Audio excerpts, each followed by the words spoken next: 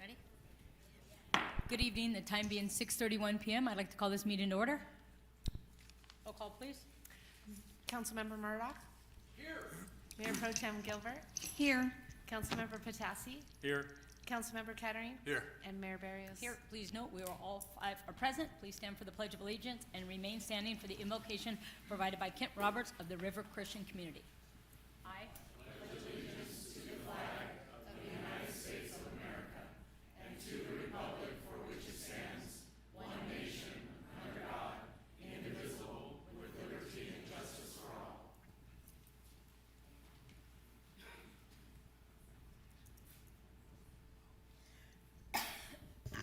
Good evening.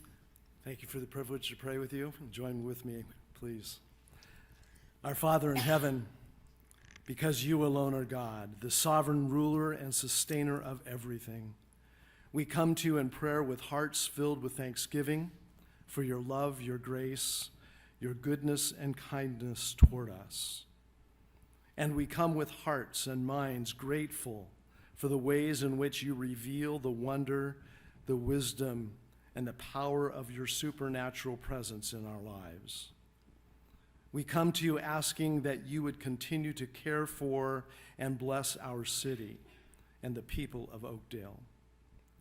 Lord, in this present era, a day and time that seems to grow in complexity while diminishing in common sense, we ask for your wisdom, wisdom that is perfect and complete, wisdom that surpasses human wisdom, wisdom that leads to solutions that will be best for people and for our community.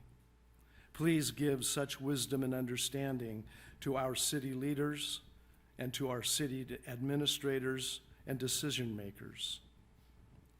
Protect us from ourselves as we often override real wisdom by our own personal preferences and fears. Enable us to see through the lens of your wisdom and not merely through the lens of our self-perceived and therefore limited human perspectives. Lord, we are thankful for all of the men and women who work on our behalf in the service of our community. We ask that you would guard and protect each one of them and their families as they give of themselves in making Oakdale such a great city in which to live. And Lord, in a world filled with chaos, uncertainty, and disregard for common respect and decency, we ask you to build us into a caring, thoughtful community enabled by your grace to genuinely love one another and humbly serve one another. We thank you for being our God in whom we trust. And we pray these things in the name of Jesus. Amen. Thank you, Pastor Kent. All right, now I would like to bring the Native Daughters of the Golden West to the mic to say a few words about their nonprofit or local entity, and so we can honor them. Good evening. Good evening. Thank you, Mayor Barrios and Council, for recognizing the Native Daughters of the Golden West. We are a small, mighty group here in Oakdale.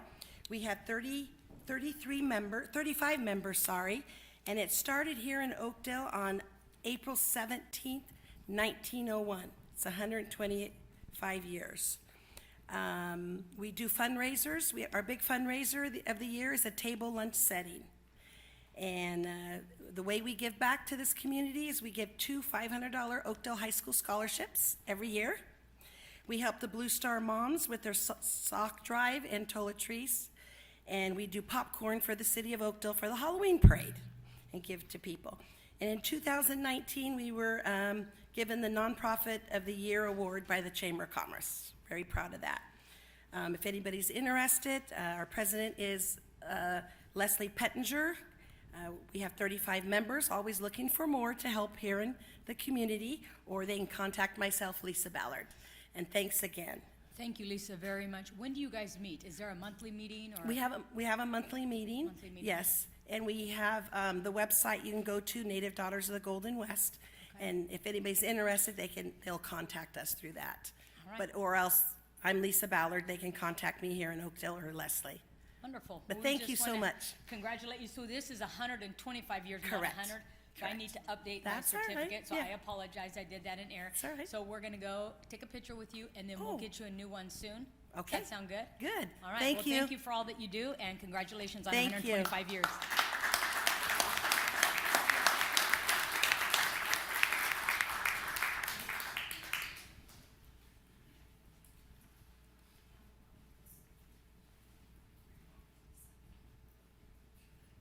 I had it wrong.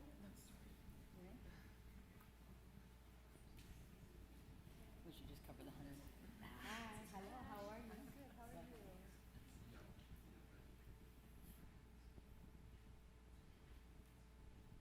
All right, congratulations. Thank you thank very you. much. I'll get this back. Okay, thanks.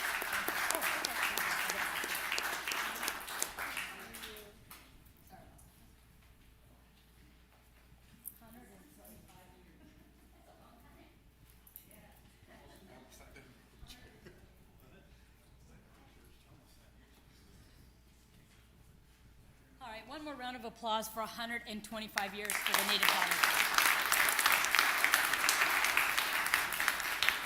Thank you, everyone. All right, nothing to report out of closed session. Now is the time for public comment. Anyone wishing to provide public comment for an item that is not on the agenda, please come up to the mic. You will have 3 minutes and state your name. Good evening. Good evening. My name is Nancy Podolsky, and I'm a lifelong resident of Oakdale. Under public comment tonight, I'd like to bring the council's attention to an affordable housing issue that is not on the agenda, and that's the senior housing at the Oak Haven Apartments next to the senior center. In the 1990s, the city partnered to develop affordable housing for seniors so they could continue to afford to live here in Oakdale. And that development includes 8 two-bedroom apartments, 72 one-bedroom apartments housed in a 2-story building. Originally, the rent at the Oak Haven was based on a percentage of income. Residents had to qualify with income above a minimum amount and not over a maximum amount to live there. Somewhere along the way, income-based rent disappeared. The current management company has no knowledge of income-based rent program. A one-bedroom apartment now rents for $1,200 a month. Only residents who qualified for the income-based rent in the past have been grandfathered into their original rate. So my questions for the council on this, is what happened to the income-based rent? And does the city still hold any ownership interest in the property? If so, I'd like the council to be aware of 2 serious problems of maintenance there. One of them is one of the 2 elevators that serve the 40 upstairs apartments has been broken since Thanksgiving. That's almost 9 months. They've only had one operating elevator. They keep saying they're looking for parts. During the summertime when the AC units run, there are buckets placed in the hallways to catch the drainage. These buckets overflow with water, especially on the weekends when there's no staff present. Sometimes the residents empty them, but the floors do get wet around it. I consider that a slip hazard for the seniors that are there. I understand that this issue of water draining out of the air conditioning units has been going on for years with no resolution. So I thank you for your time and making you aware of these issues. I do visit several of the seniors that live there. Thank you. Thank you, Nancy. Can you please provide your, I think I have your contact in my You phone. have my contact, Okay. yes. I'll call you tomorrow. Thank you. Thank you, Jerry. Can I make a comment real quick? I'm the individual the representative of the city council on our senior advisory committee. So after you speak with Jerry, if you have any other questions, please feel free to reach out to me. I try and get over there as much as possible. Okay. And I'd love to hear the concerns. Okay, I'm over there about every week. Thank you, Nancy. All right, anyone else? Councilmember Kettering, when I set up a meeting with Nancy, I'll just include you in it. Thank you. All right, anyone else for public comment for an item that's not on the agenda? Come on up. Good evening. My name is Mary Buchanan, and I am running for City Council in the November election. And I just wanted to say that, I'm qualified for the position, and the reason for my wanting to be on City Council is to continue to give back to the city that's been so good to me. I volunteered nonstop in this city for the last 10 years. I'll serve with unbiased passion by listening and incorporating the diverse needs and ideas of our community. So this is the next step for me. I'm asking for your vote to allow me to play an important part in making the city of Oakdale an even better place to live, work, and raise a family. It'll be time well spent for me. Please reach out to me. Most importantly, get out and vote. I'm Mary Buchanan. Your vote matters. Thank you. Thank you, Mary. Anyone else for public comment? All right, public comment's now closed. Item, City Council consent agenda. Council member like to pull, item to discuss? If not, this is an action item. I need to pull an item. What is it? Which one? We need to pull 9.6. I'll put it on the next agenda. I want to give the Longstreth family longer time to review the contract. Okay, so with pulling item 9.6, can I get a motion to approve? I'll move to approve the consent agenda minus 9.6. Second. First and a second, roll call, please. Councilmember Kettering, Yes. Mayor Pro Tem Gilbert, Yes. Councilmember Murdoch. Yes. Councilmember Patasi, Yes. and Mayor Barrios. Yes, this item passes 5-0. Thank you, Colleen. All right, next item, public hearing. This is an ordinance for sidewalk maintenance, repair, and replacement. We'll have a presentation by staff. After that, we'll open it up for public comment, and then go back to the city council.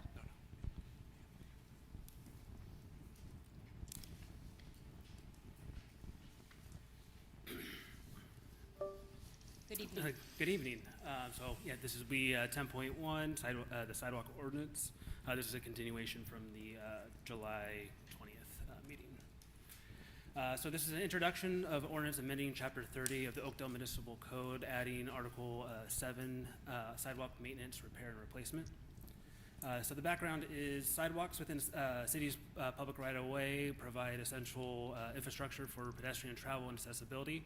Over time, sidewalks may become damaged by tree root intrusion, soil movement, weathering, and other factors, resulting in vertical displacement, cracking, and other hazardous conditions. Historically, the city has addressed sidewalk issues when notified by residents. However, the city municipal code does not currently provide comprehensive, clearly defined framework assigning the responsibility for the sidewalk maintenance, repair, and replacement. The California Streets and Highway Code currently places responsibility on property owners whose parcels front a sidewalk to maintain the sidewalk in a condition that does not endanger persons or property or interfere with public use. It also authorizes the city to issue notices to repair, identify the required work, require repairs to begin within an applicable time frame, and complete the work if the owner fails to act and recover the associated costs through assessments and following notice. The proposed ordinance formalizes these responsibilities in the Oakdale Municipal Code, establishes consistent procedures for inspection, notice, repair, enforcement, and cost recovery, and provides limited assistance to property owners through hazard abatement, extensions, financing options, and more, which we'll discuss later. So the overview is it establishes a clear responsibility for adjacent property owners to maintain and repair sidewalk areas. It defines hazardous sidewalk conditions and creates a consistent process for inspection, notice, repair, and appeal. Requires sidewalk replacement work to be completed under an encroachment permit, which is a no-fee permit for the specific issue, and in accordance with the city and accessibility standards. It allows the city to complete required work when the owner fails to act and recover costs. It clarifies liability and enforcement responsibilities within the Oakdale Municipal Code. So there are some additional property owner assistance. This ordinance allows the city at its discretion to remove damaged or hazardous sidewalk sections for the property owner, reducing the immediate burden of demolition and disposal. The city may grind uneven panels or safeguard the area to reduce trip hazards while permanent replacement is arranged. After city demolition, the property owner is responsible for obtaining an encroachment permit, again at no cost, and completing the new sidewalk in accordance with the city and accessibility standards. Extensions may be granted for financial hardship, weather, utility conflicts, permits, permit processing or documentation, documented contractor unavailability. Eligible replacement costs may be repaid through installments on the property owner's municipal bill, subject to finance department approval. Some updates that we made to the ordinance since the July 20th meeting. We have added a hardship waiver program for qualifying property owners who demonstrate financial hardship. We have developed a sidewalk hardship waiver application to provide a consistent process for requesting assistance. We added indemnification, hold harmless, and release agreement that must be executed before the city performs work under the approved hardship waiver. And then it clarifies that the city's assistance does not transfer the long-term sidewalk maintenance responsibility from the property owner. The physical impact is that the ordinance is expected to have little to no additional physical costs on the city. Minor costs may result from staff time needing to inspect complaints, provide notices, coordinate demolition or temporary safeguards, and assist property owners. If the hardship waiver is approved, the city may incur costs of sidewalk repair or replacement performed by city staff or contractors. So recommendation is, staff recommends that the city council introduce the ordinance amending chapter 30 of the Oakdale Municipal Code, adding article 7, sidewalk maintenance, repair, and replacement. All right, thank you. The public hearing is now open. It's now time to take public comment. Anyone wishing to speak, please come up to the mic and state your name. You will have 3 minutes. Good evening. Hi, my name is Ted Banby. I live in Oakdale. I'm retired. I used to work for the subsidiary of YD, Tridam, in Strawberry, but now I live in Oakdale. This ordinance, has anyone ever had to have a tree removed or a problem tree? It is not cheap. About $2,000. And you want me to fix the sidewalk, replace the sidewalk and the tree with this? This is not fair to anybody. Just down the road, I live right close to the second firehouse. There's no trees there. Why isn't there trees there? They're not gonna have to pay for that. Am I gonna have to pay for that one too? Third, I already pay $600 a year for maintenance of grounds and grass where I live. Isn't that enough? Why don't you buy insurance with that money to take care of those trees instead of charging the homeowners? I had to remove a tree, remove the roots, and remove the sidewalk because of a tree that was in my backyard that I didn't want to damage the neighbor. $2,500 later, everything was fine. But to charge me for putting in trees not the right way. You didn't drill down deep enough to go through the hard pan, so the trees tend to spread out and they go underneath the sidewalk and underneath the curb. They go all the way to my house from the street. If you would have put the trees in properly, it would have made a lot of difference. The other thing is, the trees that are there have a notice: do not put them next to curbs or walks. It tends to lift them. So why should I be punished for putting in trees by the city illegally? Thank you. Thank you.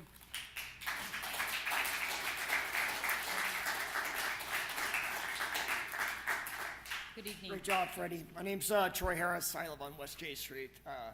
Trees that Freddie's pertaining to is the blue sycamore. Those were put in by the home builders.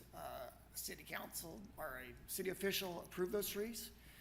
California don't recommend those trees within 15 feet of a curb or roadway because of how aggressive the roots are. As Freddie said, the trees were not planted properly. They weren't watered correctly. They were subsurface, and now if you've been down West J Street, you can see the concrete is lifted on the sidewalks. The gutters are being pushed out. And just going to go over a few other items that I had wrote down here tonight. They were not planted correctly, as we said. Currently, numerous broken water pipes. I'm sure you can go back on your work logs and look how much water's been wasted, and calls have been made on that. Clogged storm drains, numerous drains that are clogged with the sycamore balls and the leaves themselves. Liability to the responsible party who we're here to discuss tonight. That puts a huge toll. That could reflect our insurance rates. Potential of thousands of dollars to the homeowner every year. You have multiple trees that are planted too close together, so one year I could pay a couple $1,000s. The next year I could have to replace another. 5 years, the cycle starts all over again.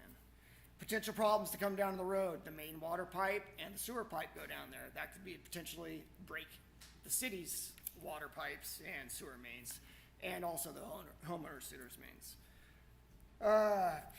Falls under the different. So, talked about that. So we're gonna repeat the cycle, which is insane. That's a definition of insanity when we keep doing the same thing over and over. 5, 10, 15, 20 years from now, we're gonna sit down and say, you know what, maybe we should get rid of these trees.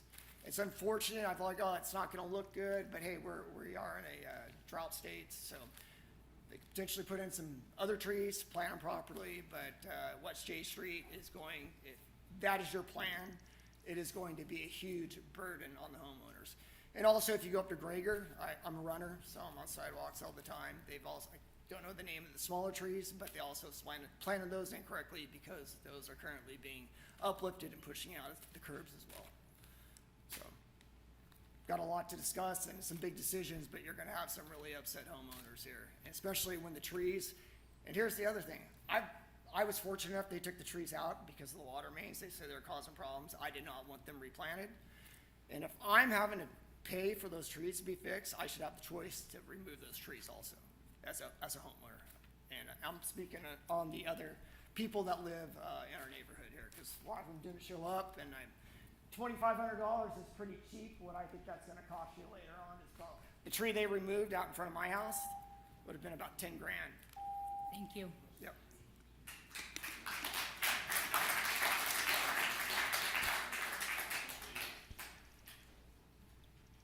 Good evening. Hi, Bianca.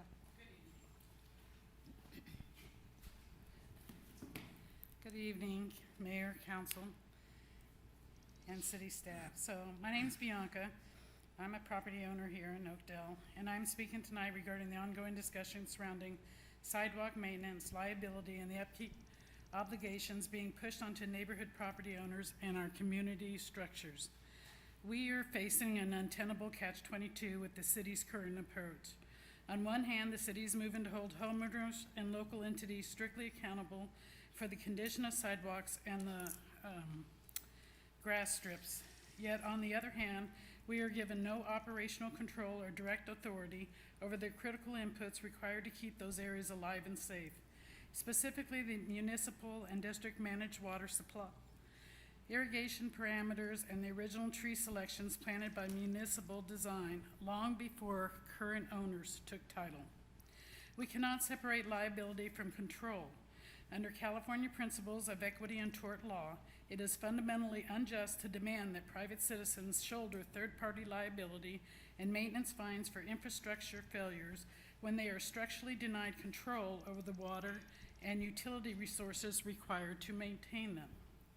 Furthermore, developments like Bridle Ridge operate under an established subdivision agreement, landscape maintenance assessments, and historical frameworks that explicitly defined who is responsible for what, shifting public infrastructure burdens and liability risk onto individual residents midstream while leaving us powerless over the water supply needed for the park strips and all is an administrative overreach that sets homeowners up to fail.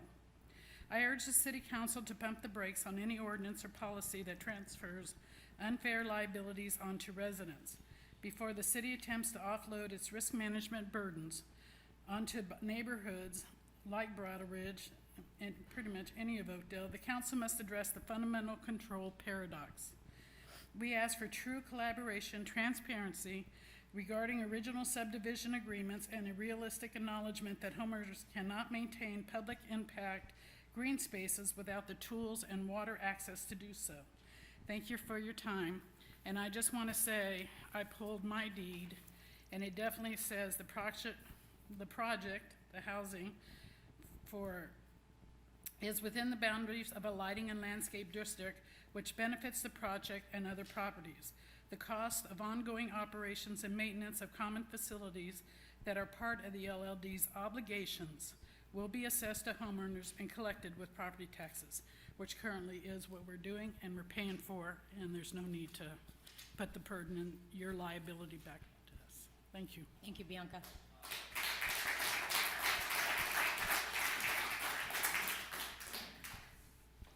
Good evening. My name's Jason Wyatt.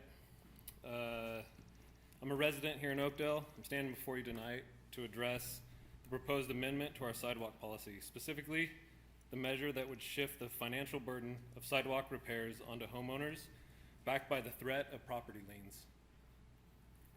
While I fully understand the council's desire to keep our city's walkways safe and well-maintained, passing this cost onto residents is fundamentally unfair, especially when you look at what is actually causing the damage.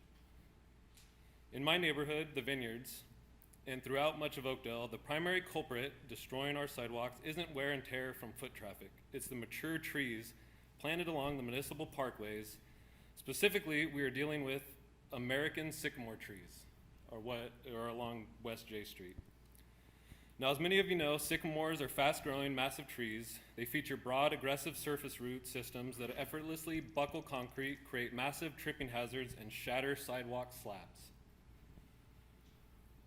But more importantly, sycamore trees are explicitly listed as an illegal or prohibited street tree species under Oakdale's own municipal guidelines for parkway plantings.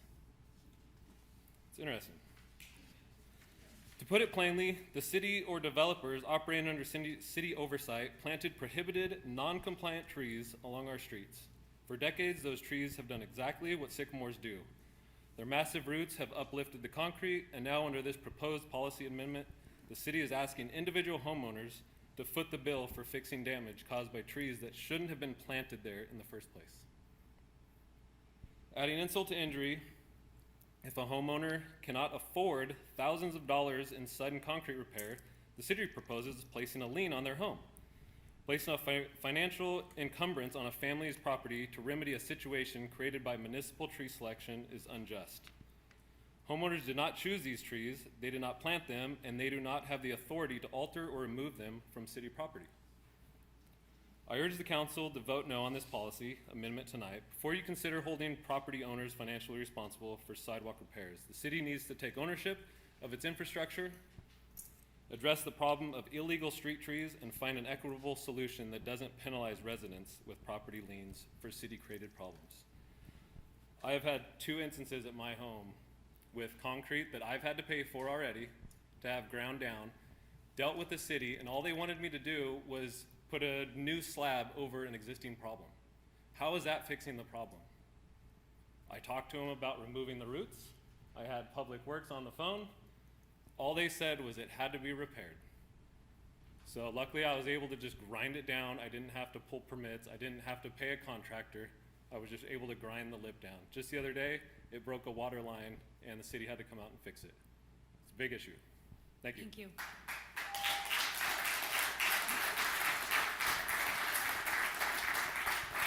Anyone else for public comment? Hi, Kathleen. Good evening.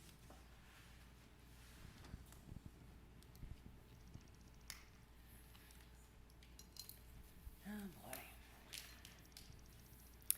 My name is Kathleen Westenberg. I'm a 22-year resident of Oakdale. Mayor Barrios and city council members. The council took on the undertaking of OMC 30, Article 6, to reflect Article 7 for all involved homeowners. This is not a fair and reasonable solution for sidewalk maintenance, repair, replacement in our LLMD districts, especially ours. Ours is unique because we have take ownership of the strips, and we water the strips, and you maintain the trees, and you put in the trees. We have a public sidewalk. It is not a closed LLMD.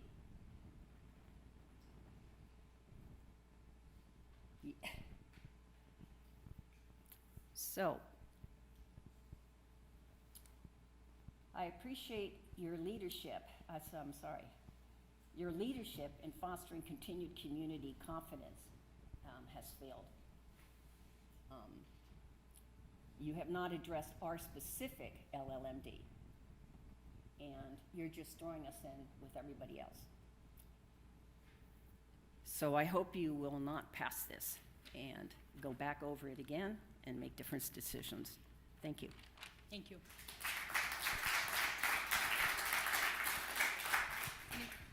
Good evening.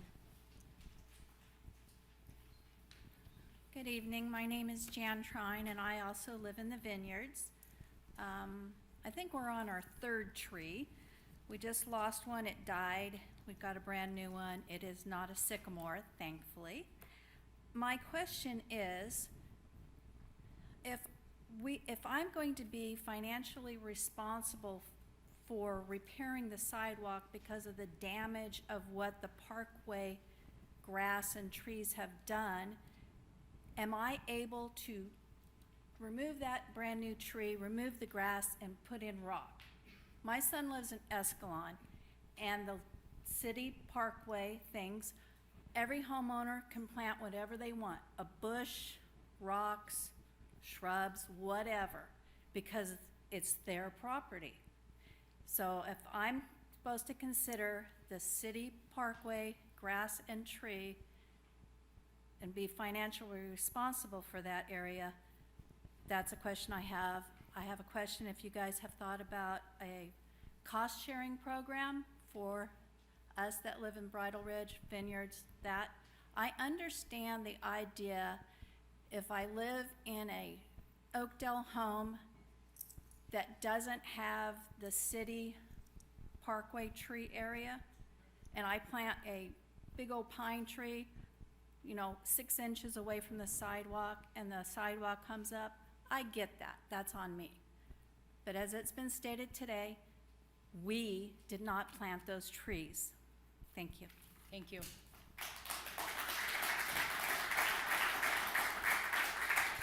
Anyone else for public comment? Public comment is now closed. Jerry, question for you. So these trees were planted how many years ago? 20 years ago, 15? Yeah, I think it's dependent on which subdivision we're talking about. Some of them could be 30. I know nothing about trees. However, the gentleman back there said the sycamore trees spread like that, which we can see as we drive through the areas. Is that correct? I believe he is correct. Now, prior to this meeting, how many people have we had call the city? Maybe, Jeff, you might know this. How many people have called the city to say, hey, I want to pull the tree out of my front yard. The roots are growing, sidewalk is lifting, tree fell on my home. Have we had a lot of people that have called into the city? Hi. I wouldn't say a lot, but there have been. Now, was this in one area, Bridle Ridge, Vineyards, Birchall Hill? Kind of spread out through the LMDs in town. So what was the process? I'm homeowner at this address. I call in tree roots that you guys planted, the city we planted has lifted. It's a concern. Somebody could fall, get hurt. What is the process? What has the process been for that? It depends on the size of the tree. If it's a small tree, say under, I don't know, an 8-inch diameter trunk. If it's smaller than that, it'd just be a matter of letting us know what they want to do. Usually we try to encourage maybe planting another type of tree, if that is to be removed. I would say that most cases that when we do get a call like that, they are asking us to remove the tree, and that's not something that we're going to do, but they certainly have the right to remove the tree themselves. So that is what's happened prior to this meeting today. Somebody calls in, they want to remove it, they go through the permits, they can remove the tree. Sure. On their own. The Yes. city has not paid for anything. Yes. So now what the city is recommending is the city will pay for this to remove if they can afford it? Is that what that is? So let's be clear on what we're talking about. Yeah. We're talking about sidewalk ordinance. Right, but I'm So- talking about the trees that lift up the concrete. Right, but we're addressing a sidewalk ordinance. Yes, they're kind of related, but the tree situation is something a little bit different. Are they destroying the sidewalks? Yes, they are. So right now, what the state law says is that homeowners are responsible for the sidewalks in front of their house. That's how it reads. Our insurance risk management authority has requested that we pass an ordinance so that that's stated clearly. We're not changing anything. Nothing's changed. So the way we've written the ordinance is to comply with the request from our risk management authority, comply with California state law, while giving our residents an ability to have the city pay for the sidewalks in front of their house. We've created the hardship waiver. It's fairly lenient. They fill it out. They basically say that they have a hardship, they can't afford it. They sign an indemnification. We come, we pull it out, we reinstall it. That's about it. We can do that for as long as we have enough money. Now, if there's homeowners that don't have a hardship and they can replace it and they want to, they can feel free. They pull the encroachment permit and they're done. So as far as the trees, yes, they are causing an issue, but that's separate from the sidewalk indemnification that this ordinance does. Some homeowners, when it comes to the trees, if they're small enough, they can just remove them themselves. If they're what's called a substantial tree, and I don't know what the diameter is for that tree, they can full out a permit and have the tree, and they can remove the tree, but it has to be approved by the city. We've never declined somebody from, that I'm aware of. My tenure here is, I've only been here for 7 years, so in a different capacity, obviously, but I don't believe that we've ever told somebody that they cannot remove a tree that would be considered a substantial tree. Can you go back a few slides? It says the financial, that right there, go one forward. The ordinance is expected to have little or no additional fiscal impact on the city. I don't know how that could be true if we are fixing the sidewalk for our community members. Well, I think that depends on how many hardship waivers we get. If we're inundated with hardship waivers, then yes, there would be, I wouldn't call it a significant fiscal impact. I think the way it's going to be addressed going forward, if we get a lot of the hardship waiver requests, I envision our city staff doing it to keep the costs down. Our city staff has the ability to do it, so if we have the time and we have the ability, and we can keep the costs down, so that it's not a burden on our funds, that's how I envision this moving forward. It's a burden on everybody's property owners. Yes, I recognize that. Thank you. Okay, thank you. All right, I'll bring this back to council. I have questions. Yes. So I have the packet, and I'm just gonna read through notes that I need clarification on.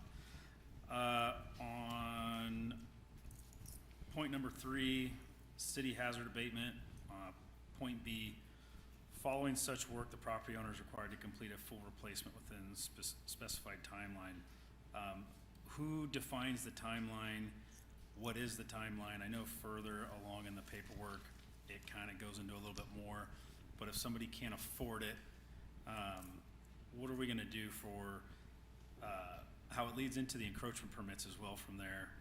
I know the gentleman giving the presentation said 0 cost, I think he said, but is that 0 cost for people that qualify for the hardship, or is it for everybody? If you're asking what the encroachment permit is, Cost the encroachment permit cost is free. for everybody, even? Everybody. Okay. Cost recovery, point 5, or cost recovery number 5, point A. If property owner fails to complete the required repairs, the city may perform the work, recover all associated costs, and all unpaid costs may be recorded as a lien against the property or paid through city utility bill. Now, what does a lien against the property entail? What are you gonna do with that lien for the city to get their money back? And then if it gets pushed onto the city utility bill, are you going to just add that on in increments? And if they can't pay that, then is there is that utility bill or whatever service gonna get shut off if they can't pay it or refuse to pay it? Like, what's the take on the city's approach on that? I anticipate anybody that gets in that position would complete the hardship waiver, staff would complete the work, and there would be no cost. Okay. Essentially, the way the hardship waiver is done, anybody can complete it. We're not gonna vet it. I understand. So until the money runs out, it's not gonna be an issue. And when I say the money, I mean specific money set aside for the sidewalks. Okay. Point 7, or number 7, point A, where you talk about the hardship and establishing the waiver. Further on, it talks about you guys needing bank statements or household income. What is gonna qualify? Is it like, you know, hey, this person makes under $80,000 a year, so they qualify. This person makes substantially more than that, so technically on paper they can afford it. I don't mean to interrupt, but I think I have a simple answer for you where we don't have to go down this rabbit hole. And that is that I'm not sure that I'll have to go back and look, but I took out anything that had anything to do with bank statements, W-2s, anything like that. We're gonna take the residents' word for it that they have a hardship waiver, they click what their hardship waiver is, and then we move the project forward. So. Do I not have the current one then? Because this is the one I got emailed the other day, and it still has it in there. Okay, yes, you might not have the updated version, because there were 2 hardship waivers. I crafted one with all that, and then I removed all of the vetting process. In other words, there's probably some check boxes there for W-2s, bank statements. That's all being removed. Okay. If somebody tells me that they have a hardship waiver, I'm gonna take them for their word. We're gonna direct staff to get the work done for them. Okay. How and if, and maybe the insurance people up here can answer, I don't think I have this covered in my homeowner's insurance. Will this affect homeowner's insurance or anybody's, like, potential for, you know, my garage door's covered by my homeowner, but I don't know if a tree that was planted 20 years before I moved in there is covered. So based on state law, the homeowners are responsible for the sidewalks in front of their house. This is being done at the request of the Risk Management Authority, just putting an ordinance saying that we're following state law. That's all we're doing. So, Okay. so they are still subject, even without an ordinance, they're subject to the liability and the risk in front of their house on that sidewalk. Okay, so on the next page, whereas it says sidewalks located within the public right-of-way are intended to provide safe and continuous and accessible pedestrian travel throughout the city of Oakdale. So it's the descriptive language in there is public right-of-way, not private property. Are we gonna change the verbiage to match what we're trying to define? Or, because that's where I have. No, because we're not gonna take responsibility for sidewalks that are on private property. If it's public right-of-way, based on state law, they're still responsible for the sidewalk in front of their house. Okay, I'm sorry to be the bearer of bad No, news, but. I'm just gonna but- go through all my questions Yeah. that I said. I understand, we're in a bad situation. I completely understand. I feel bad for everybody. I feel bad that city council has to make this decision, whether it's yes or no. Unfortunately, to protect the city, this is what our Risk Management Authority has done. All they're asking us to do is follow the state law. So you asked the question about insurance. Insurance does not change with this ordinance one bit. Well, if the umbrella changes of what's the homeowners, and anyways. So for 30-70 purpose and intent, it just, again, states sidewalks within public right-of-way. What are the homeowners' rights in regard to that? Like, just, it's accessible to pedestrian travel, it's accessible to everybody, it's not private property. I can't build a fence out that far. I can't put a carport out that far. I can't control anything that's supposedly my responsibility. Does that kind of, I mean, where does the homeowner's rights start and end? Because I can't take that tree out, right? Yeah, we've explained that you can't take the tree out. Yeah, so, Wait, re-clarify that, please, Jerry. We can or can't? Yes, we've never declined anybody that requests to remove a tree. So if it's under a certain diameter, you can do it without city approval. If it's over a certain diameter, it's considered a tree of significance. You fill out the request and the tree, you can remove the tree. Okay. Except for lighting and landscaping 30-72, restriction. responsibility of property owner. The owners of the parcel or portions of parcel adjacent to or fronting on any portions of the sidewalk area between the property line and street line. So the defining language shows separation of property and public. We're gonna work to kind of better define of what we're trying to accomplish here. I know stuff's been talked about, but I believe that it's explained adequate enough that we could move this forward with a vote. Okay. It's up to council whether you approve it or you don't. Who's setting the rates? So in point seven, or sorry, C, it said city cost of inspections and administration costs incurred. Is there gonna be like rates set for people, or is it? Jeff, what's the rate for a city inspector? We don't have the city inspector do it, right? We just have city staff do it? It's just city staff, there's not gonna be a cost for inspection.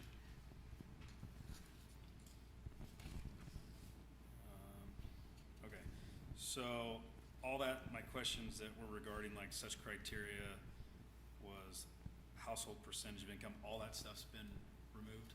Yes. Okay. All right, then I'll move into some other, a question I had. So the state law that keeps getting referred to, how it's stated in the literature, the homeowner of lots or portions of lots fronting or any portion of a public street or place when the street or place is improved, or if any and when the area between the property line and the adjacent property and street lines is maintained as a park or parking strip, shall maintain any sidewalk in such condition that the sidewalk will not endanger persons or property, and maintain in it in a condition which will not interfere with the public convenience in the use of those works or areas save and except as those conditions created or maintained in and upon, along, or in connection with such sidewalk by any person other than the owner, under and by virtue of any permit or right granted granted to him by law or by city authorities in charge thereof, and such person shall be under a like duty in relation thereto. So that is an exemption at the bottom of it. Homeowners are not at fault if the utility company, contractor, or city granted permit that those were allowed to be planted caused the damage. So city ordinance does not supersede state law and regulations or definitions, correct? That's correct. So how this reads is if three of my three feral children go outside, which is completely possible, and they take one of my sledgehammers or a jackhammer and they go damage the sidewalk, I am obviously responsible for taking care of that sidewalk and replacing it because my wild children went out and caused damage that was there when I was living there, all that kind of stuff. But this, at the end, it states in that same law that we keep quoting, by the city authority in charge thereof, and such person shall be under like duty in relation thereto. Owners are not at fault if the utility company or contractor or city granted permit caused the damage. So those trees were approved by the city to be planted. So it says that in the state law. And so in the city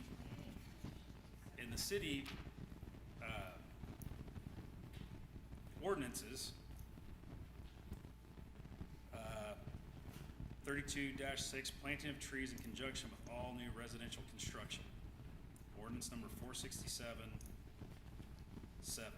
The builder shall have planted the street trees in either the street tree areas or parkways in accordance with the chapter and the street tree plan, and the planting thereof shall be directed by the building official. So, those had to be approved by the city that are there. Yes, but you're conflating two issues. You're conflating a tree issue and a sidewalk that would be damaged by a contractor. I'm sorry, a tree issue, and what I believe that they're referring to in that state code is if a contractor or a city comes in and destroys the sidewalk by putting heavy equipment on it and cracks it and creates an unsafe condition. That's the damage that they're referring to, in my opinion. That's not what it says. And it's not up for personal interpretation. It's black and white of what it says. So I don't, Well, I think you're the city- interpreting that I'm just it's reading caused it by the black and tree. white. It was approved.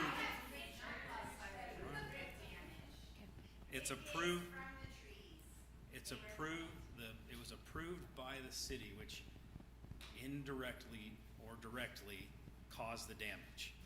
It was approved by city public works director or city manager previous to you guys. So how, like I said earlier, if my 3 feral boys go out there and take a sledgehammer, jackhammer, and damage it, yeah, on me, totally. That'll be dealt with. But for trees that were planted and approved 20 plus years ago, or however many years ago, that can't fall on the homeowners. And the city will come out and do it. And city ordinance doesn't supersede state law. So state law says this, the exemptions, it has it in the bottom of the paragraph.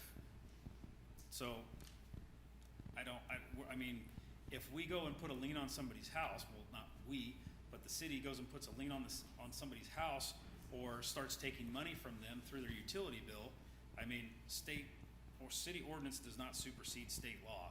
So, are we gonna have people suing the city to recover the costs that you're gonna take out without them being able to, like, that just seems like a can of worms that's going to cause a whole lot more issue than resolve. I understand that this whole issue has caused a can of worms, and that's why we're trying to fix it. We're relying on legal counsel for the definition of the state law. All right, anyone else? How does that get interpreted with the exemptions that are stated in the bottom?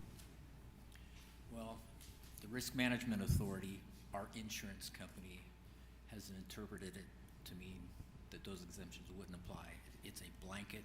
This is not just about trees, it's about the sidewalks for whatever reason, and they've determined that in order for us to be in compliance with state law, they're requesting that we approve this ordinance as is, whether it's caused by trees or So other this is things. by request of the city's insurance.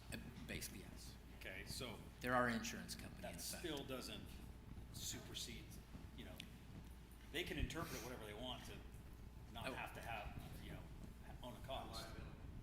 But, I mean, they don't have to insure us, right? It doesn't really matter. It's state law. That's correct. They don't have to insure us.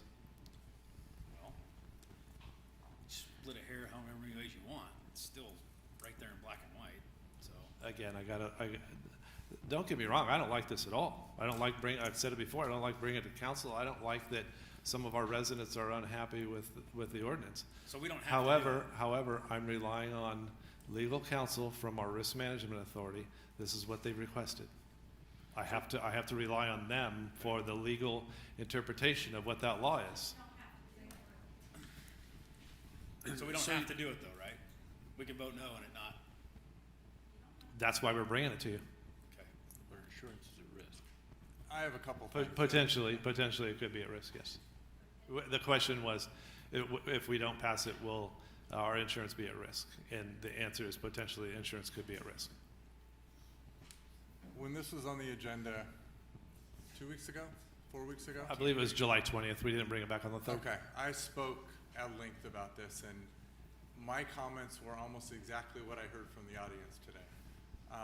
And I look at it from 2 different perspectives, is what's my job sitting here as a city council member?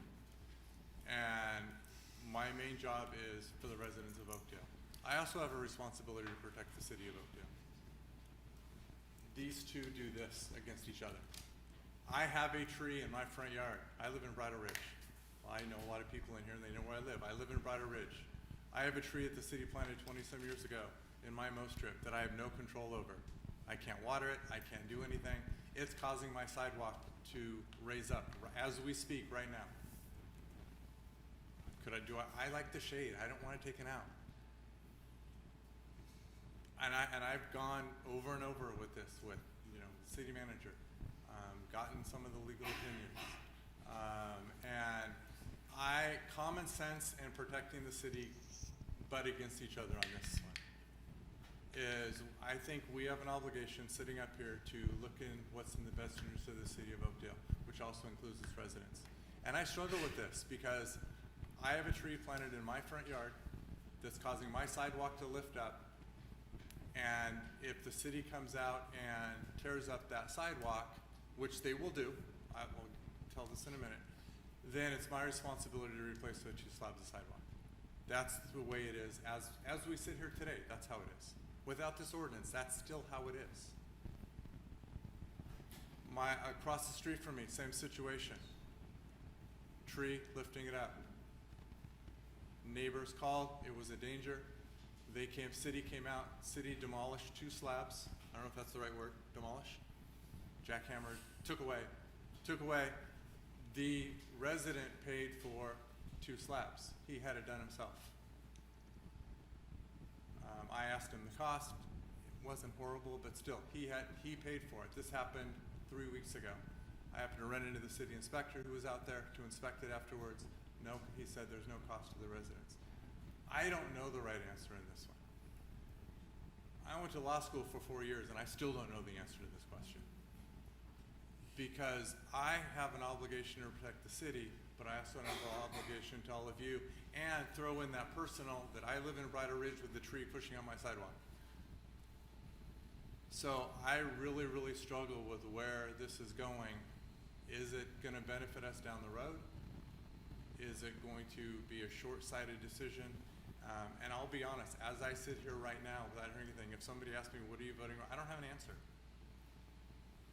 Because I see both sides of it, from protecting the city and also from, looking out for the residents. So I've been trying to get stuff on LLMDs and that kind of stuff for the last, several months, trying to get information. Most of us are not the original owners of your homes. I've been in my home for about 6.5 years. That tree was planted 20-some years ago in Bridal Ridge, 19, 20 years ago.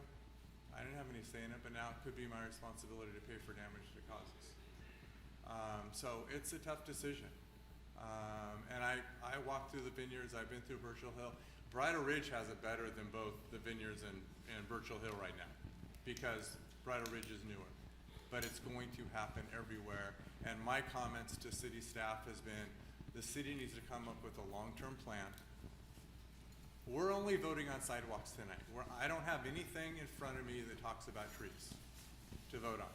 I'm voting on sidewalks and an ordinance about sidewalks. I've been asking the city for the last several months and had conversations about a long-term plan for the trees, Bridal Ridge, vineyards. Obviously, I'm a little specific about Bridal Ridge, but it applies across the board because we need a long-term plan to assess, and that long-term plan has to include financial resources that the city may or may not have right now. Let me make a recommendation. How about we continue this to the next meeting? We contact our risk management authority, see if they have any other municipalities that are not passing an ordinance, and if they're not, why not, and how are they handling it? And we'll bring it back next time, and we can report on what our risk management authority says, and we can make a better informed decision based on what our risk management says. Can we also ask for, because Councilmember Patassi gave an opinion of what the statute says. Risk management is giving an opinion. Can we get a written legal opinion from whether our city attorney on what the cases have shown regarding, it sounds like it's the last line of the statute that is causing the issue. Can we get a legal opinion brought back to council about what does that mean? Because it clearly sounds like risk management and this other interpretation are contradictory to each other. And I'd like to see somebody who actually has a legal background in this type of area to give their opinion on what the history of that law says. So we'll have our risk management authority provide the legal opinion if they want. If not, then I would rely on the city attorney for that. My preference, and I may be out of line because I've never asked this before. My preference would have the city attorney do it because I think the risk management people are going to be biased for their benefit. Okay. And if it's appropriate, I motion that we continue this until the next meeting or until after we receive something back on a legal opinion. I would I like s- that, but I'd rather hear from the other two council members first. Sorry. Yes, no, I would like that as well. So this isn't the first time that we've talked about it. This was presented to the city council last month, and we all said, that ain't gonna happen. And so it was rewritten, several things were added to it, but we were also instructed that there was two things. One is the law didn't change, because I said, well, what's new about this? What have we been doing? This town's kind of old. What have we been doing up until now? Well, we've been following state law, and this is what the state law tells us that we should be doing. Because we all feel exactly the same way that you do, and in fact, I'll tell you about some other things here in a second, and the second thing is, well, our risk management group, our insurance company is telling us that if we don't do this, then they could pull our insurance. So it doesn't make it so cut and dried. So that's why it's been presented here tonight. We all feel the same way you do. But here's another thing. The way the state law reads is, if you own a sidewalk parallel to private property, that makes the sidewalk the responsibility of the homeowner or the person whose property parallels the sidewalk. I kind of get that, but what I don't get is, in our city, we're full of lighting and landscape districts, which that's a whole different animal, and we're not talking about that tonight. But that means that the first 5 feet is watered and maintained by the city, and that's where these trees are. And then the trees, the next part is the sidewalk. And I met with Jeff, I met with Jerry. They've done a great job digging this up. This is one of the most researched things we've ever talked about. But this is what state law says. But I don't think it applies, and I personally feel like, well, if you're looking at what property parallels, or what the sidewalk parallels the homeowner property, look on the other side of the sidewalk.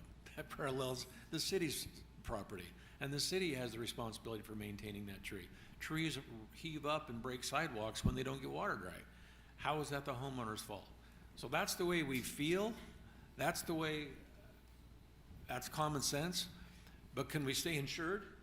Can we abide state law? That's the question. So it's not just the last paragraph that Councilmember Patassi reminded us of, and that's some great research, but I don't know that it always applies when we have LL, or lighting and landscape districts, because look at the other side of the sidewalk. Who owns that? And this came up when I spoke with Jeff and Jerry as well. It's a mystery. So thank you for having that research, and I think that maybe with a little more input on that, we're not, as Jeff said, we're not just kind of sticking our necks out voting blindly. I don't really feel good about that either. Thank you for your consideration. Thank you, Rich. Ms. Gilbert? I was just going to say that I second Jeff's motion. All right, so with that, We do need to make it a date certain. Now, if we don't have it by the next date, we can just continue it again, but. Well, something popped into my head as some other folks were talking is, how do we stay insured, or how do we, our insurance company is asking us to do this. I did some more phone calls and digging, but Modesto doesn't do this. They don't put that burden on the homeowner. So I think if one of the biggest cities neighboring us doesn't do it, I don't see why we have to do it either. That was something I forgot. Well, Modesto might not have an ordinance, but the sidewalk's still the responsibility of the homeowner based on state code. Yeah, but they don't charge the homeowners for damages from trees or sidewalk uplift or anything like that. So I think it might be worth calling them and figuring out what they do. all right, I like Or the go with their idea of insurance. postponing it to the next meeting. Are we gonna do in 2 weeks, or are we gonna do 30 days to make sure we got all of it done? 30, at least 30 days? And- So would the motion now change to, what's the date of that meeting? September 21st.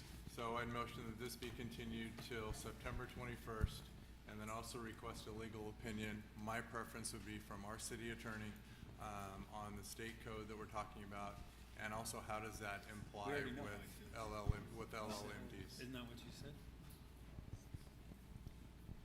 Good? So I have a first Second. and a second. Roll call, please. Councilmember Kettering? Yes. Mayor Pro Tem Gilbert? Yes. Councilmember Murdoch? Yes. Councilmember Patassi? That we're continuing this till the 20th or 21st? Is that what it said? Yes. And Mayor Barrios? Yes, this item passes 5-0. Thank you, Colleen. All right, item 10.2. The next item on tonight's agenda is an ordinance related to the city's water conservation programs. First, we'll have a presentation by staff, and then we will open it to the public.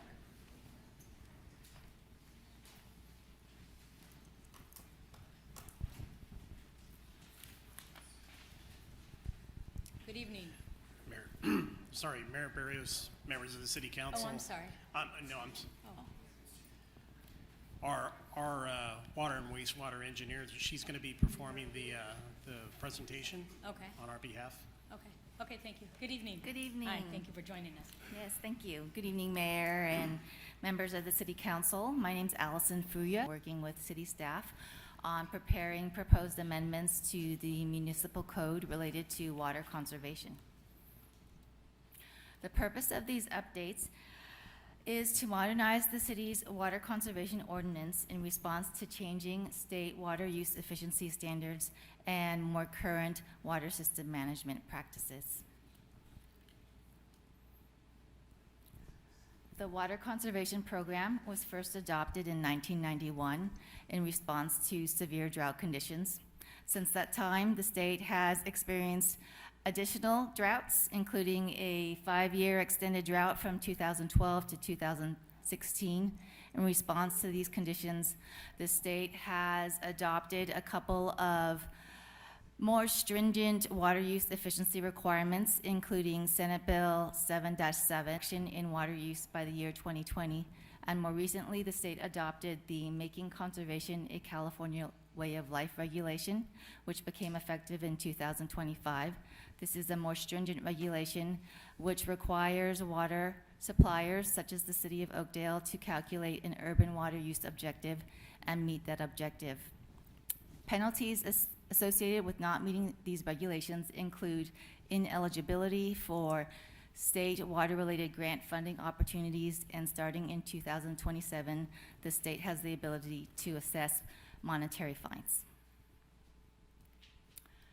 The proposed changes to the Water Conservation Ordinance fall under 4 major categories, which are permanent water use restrictions, prohibition of water waste, water shortage emergency provisions, and administration and enforcement penalties.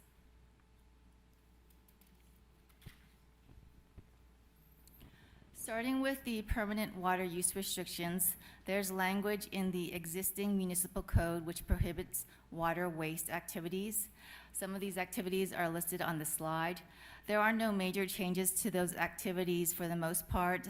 There was wording deleted and added to clarify those prohibitions, but there is a more significant proposed change with these amendments, and that change is to reduce outdoor irrigation from a 4-day per week schedule to a 3-day per week schedule. So even addresses would water Tuesday, Thursdays, and Saturdays, and odd addresses would water Sundays, Wednesdays, and Fridays.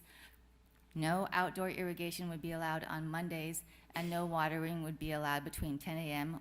to 7 p.m., which is a condition of the existing municipal code. There are a couple of reasons for this proposed change. One is that outdoor watering represents the largest use of potable water within the city. And as I'll show at the end of this presentation, the city is exceeding the state water use restrictions at this time. So reducing outdoor watering to a 3-day per week schedule has the potential for the city to achieve compliance with those regulations. Additionally, there's a benefit associated with this 3-day per week schedule. Currently, all addresses could water on Sundays, and that poses a risk to the water system because that can increase the potential for peak water use conditions. So changing to a 3-day per week schedule can allow for a more even use of water use in the city.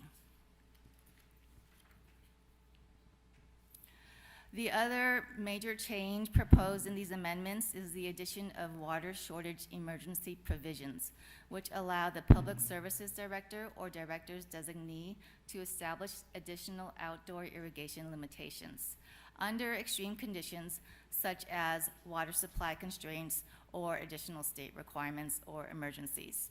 It's important to note that these limitations cannot be implemented until a reasonable public notice is provided. That public notice might include activities such as a presentation at a city council meeting, distribution of flyers in the utility billing statements, posting on social media, and posting on the city's website.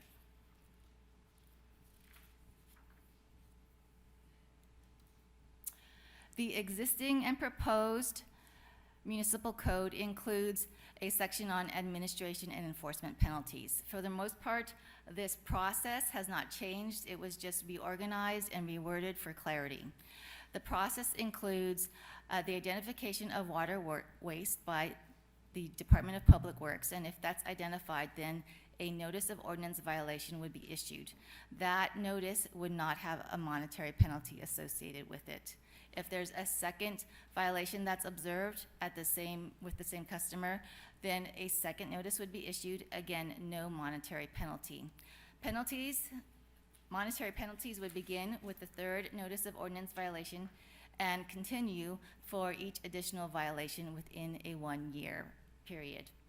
Those fees will vary from $50 up to $200. With each notice of intent to impose a fee as well as a notice of violation, that notice will include a date and time of the violation, circumstances of the violation, the fee amount to be imposed, and the customer's appeal rights.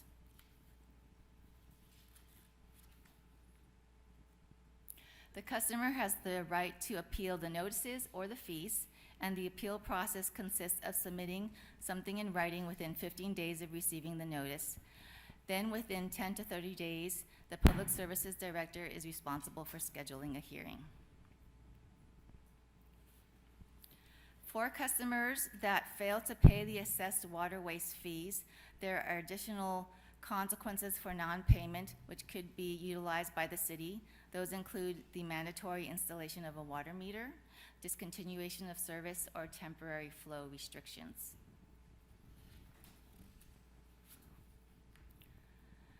This last slide provides a graphic which demonstrates the city's current situation in terms of compliance with state standards.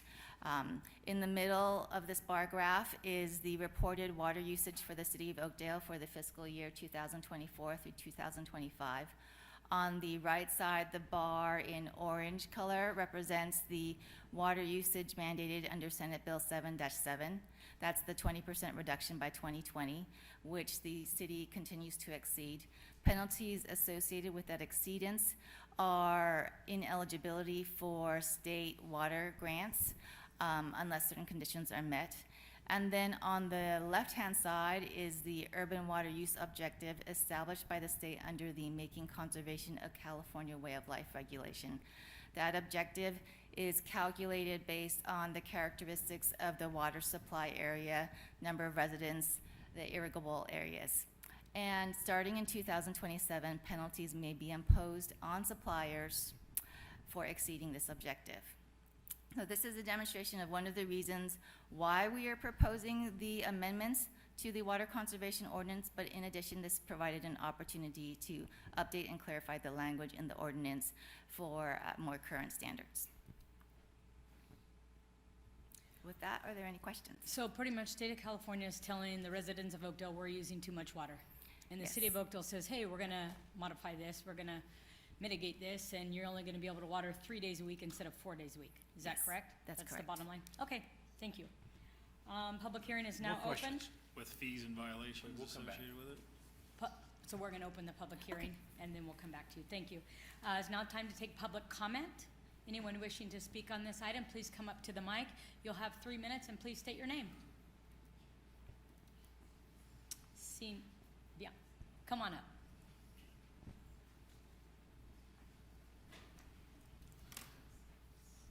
My name is Kent Roberts. I'm a citizen of Oakdale.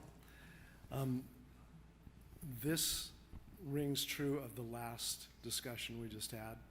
I think it rings true of the next discussion we're going to have. I would like for us to begin to consider how we can be governing ourselves in Oakdale so that we're not thinking so much conforming to what's going on in a box, but maybe offering solutions to those who are forming the box, how we would like to do life, but solutions that are within the scope of what's right and true, even in the state of California. What I've been hearing is penalties, mandates, restrictions, and it's over and over again. And it seems to me that all of these things are just a picture that lead us to a very smaller way of life, not conserving a good life, but giving away what is a good life. So I just am wondering if there's not a way that, again, within law, we can begin thinking bigger and better than the state of California does for us. The state of California has all the mandates, the restrictions. We do everything we possibly can so that we keep with our liability insurance and all of those things. We struggle to do this. We do it so that we can gain money from the state. Is there a way that we can put together a commission, non-paid, but a commission, a think tank that takes all of these things into considerations and begins thinking not how do we conform, but how do we make life better, offering solutions back to the state, offering solutions that fit Oakdale, rather than just being lost in the process. Thank you, Pastor. Anyone else for public comment? Bianca?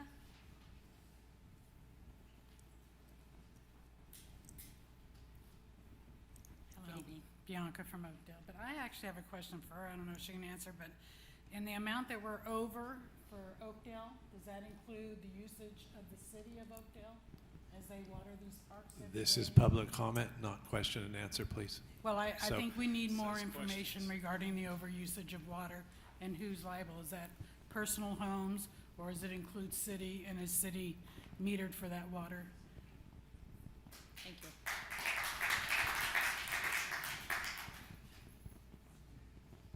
All right, anyone else for public comment?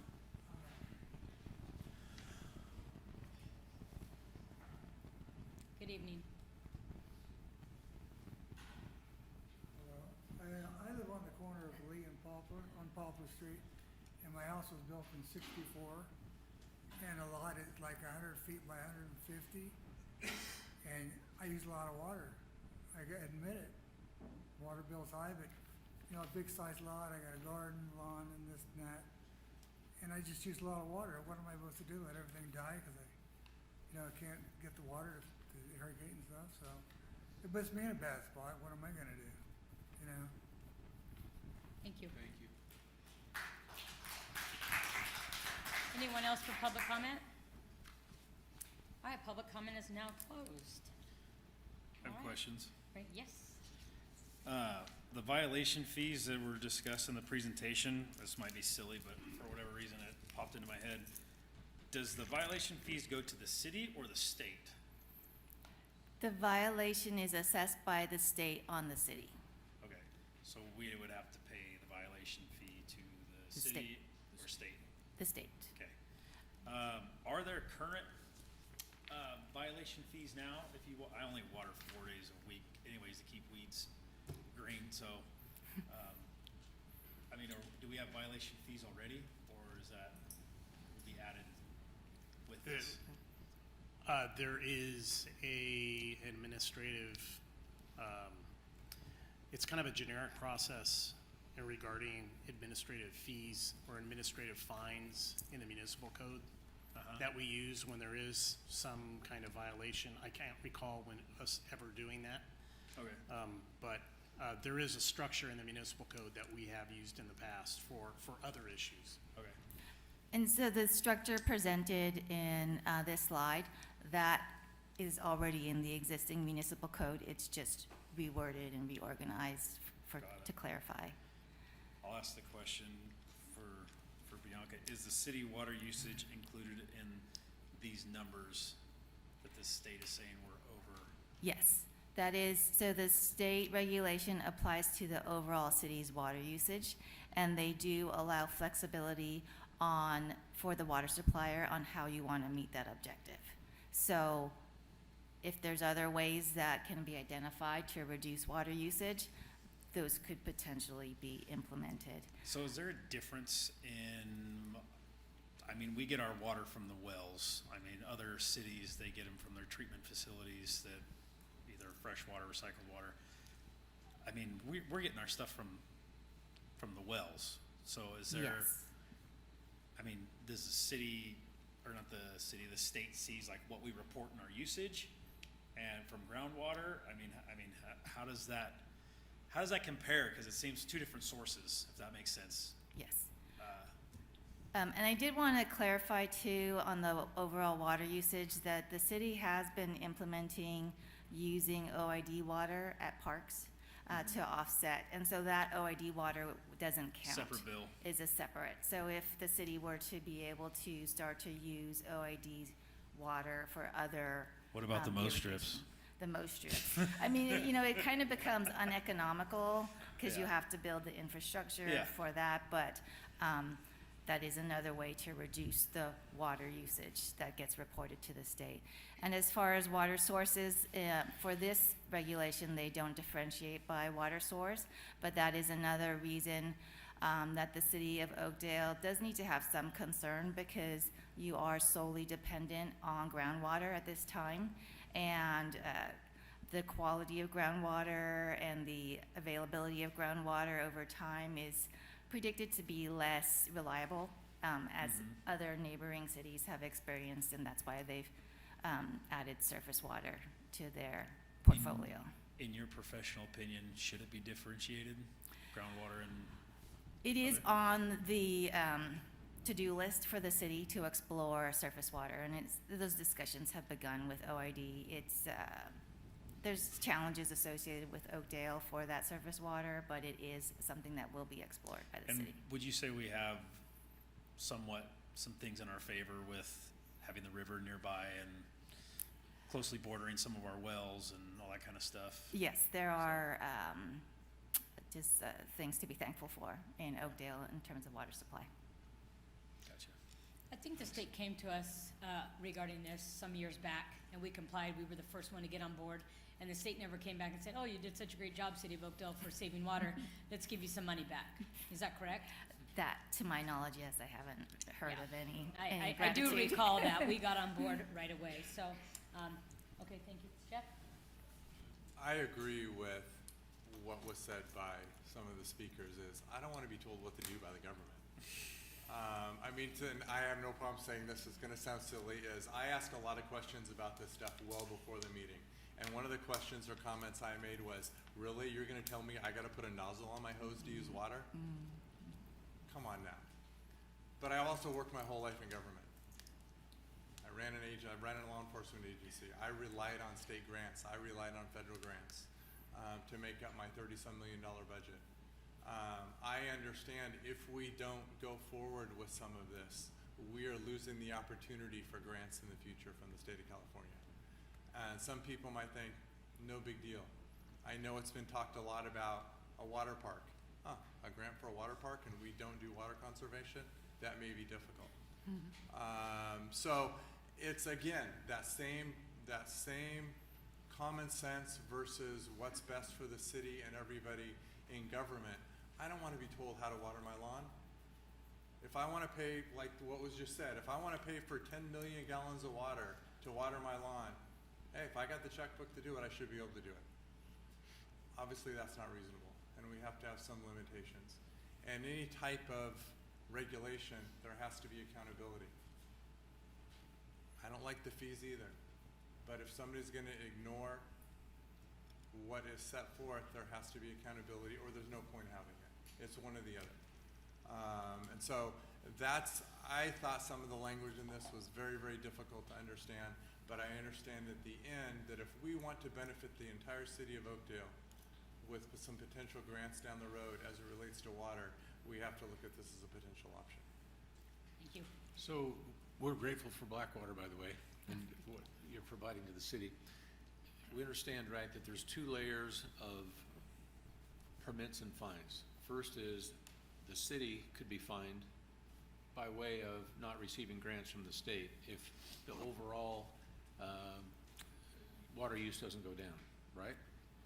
That's how the state gets in our pockets is by.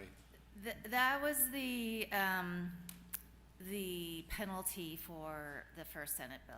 The more recent regulations, the state started to be more strict.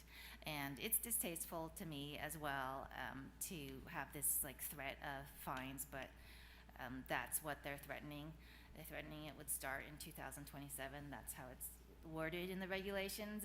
You know, sometimes you don't really know how it gets implemented until that time frame comes. But have they said what the penalty would be if we didn't comply? I don't specifically remember the language. What I have seen is language that it could be $500 per day, and then the state may increase their penalties by issuing a cease and desist order, and then, I mean, basically they would start to force the city's hand more so at that time. Okay. Now, for the next layer, that's where the city administers this. We're gonna go from watering 4 days down to watering 3 days. Who is it within the city staff that goes to somebody's house and penalizes them for watering on Monday? Who does that? There's gonna be a fairly substantial ramp up to that point before any kind of fees or penalties are issued to a residence. We do have a code enforcement officer that will be doing that. We'll be doing it usually through really door hangers at first, you know, try to make a community information message. But we do have personnel that will be doing that. Now, you could think of it this way: we have one person that may be for 24,000 people in town. So the effectiveness of it is questionable, but still, you know, we're going to be reaching out to the community to try to get some level of compliance, and that's just going to be through an education process that we're going to have to embark on. If this passes tonight, it's still not like we're going crazy to penalize people or start that right now, because there's another layer that you just mentioned in here where, well, a city council meeting might kick it off, or it would go out into, and that's in a dry year when this needs to be enforced. We would publicize that maybe through utility bills, through this meeting, some other way of letting people know, here's the rule and we're going to enforce it now. Am I right about that? So if this passes tonight and becomes city law, there is no intent for us to add staff or change anything that we're doing to monitor water use of our residents. Nothing in the plans. So with what we have already, what you kind of explained, could we accomplish the goal as well by keeping what we already have and maintaining how you enforce it if you were need to? You know, we're going to have to do something because of how the state is planning on coming down on cities.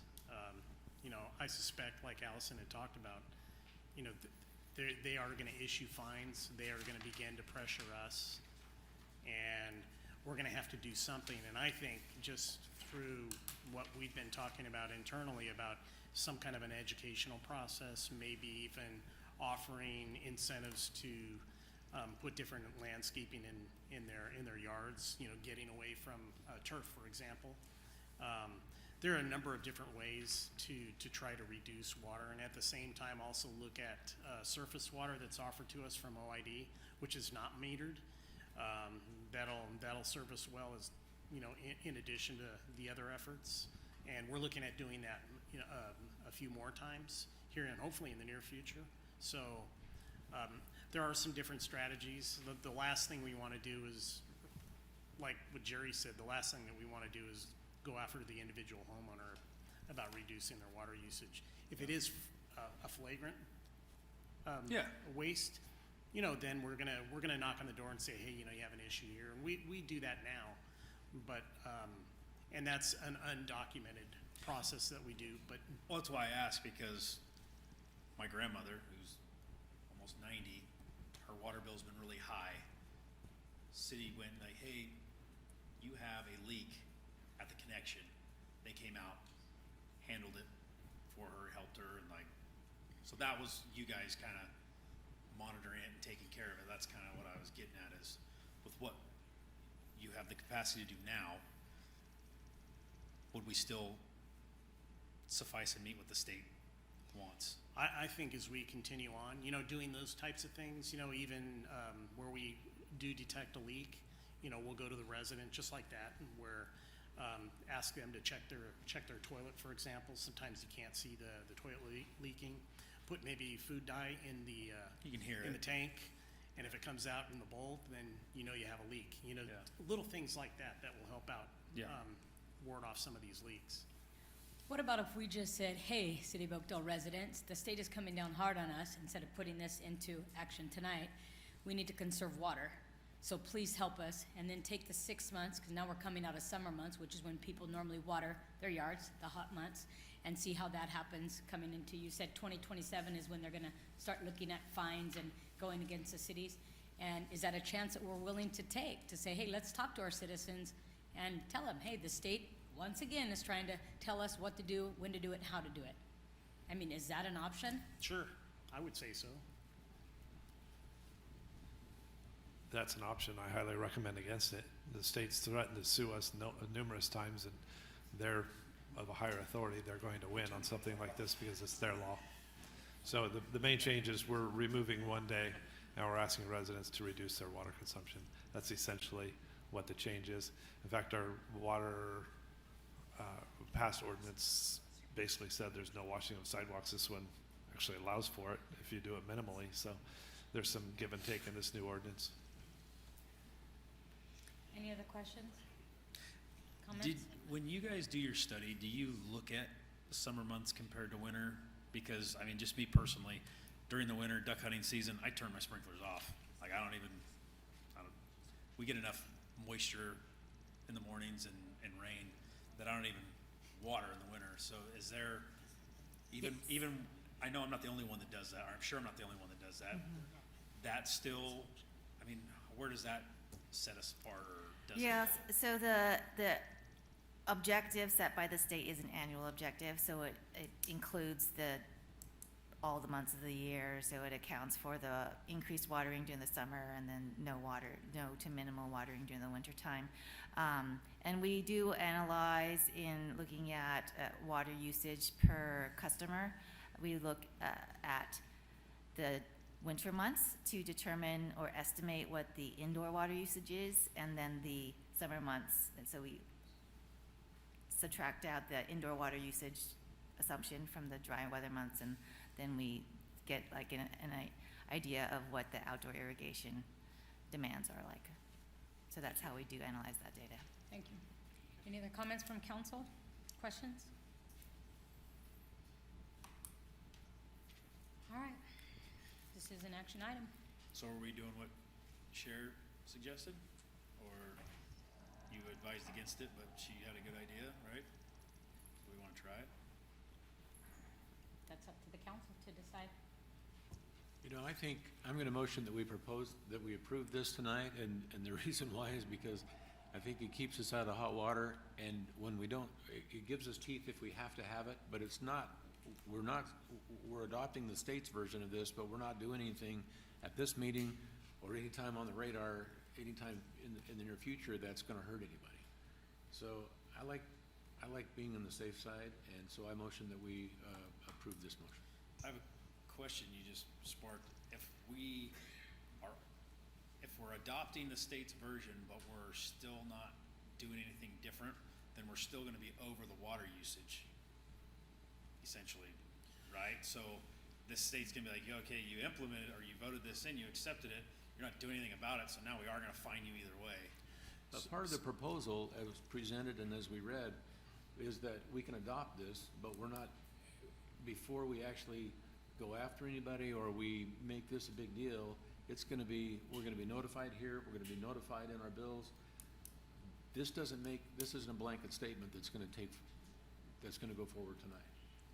This just gives us some teeth when it's needed. Yeah, so just to let you know, just to add to that, our plan, if this were to pass, probably in late October, we're gonna send out a flyer and start the education program with residents on what we're up against, what are the new regulations, this is what we're trying to achieve, and there'll be a door hanger flyer. We do have a flyer that may be coming up after that, that'll basically do the same thing.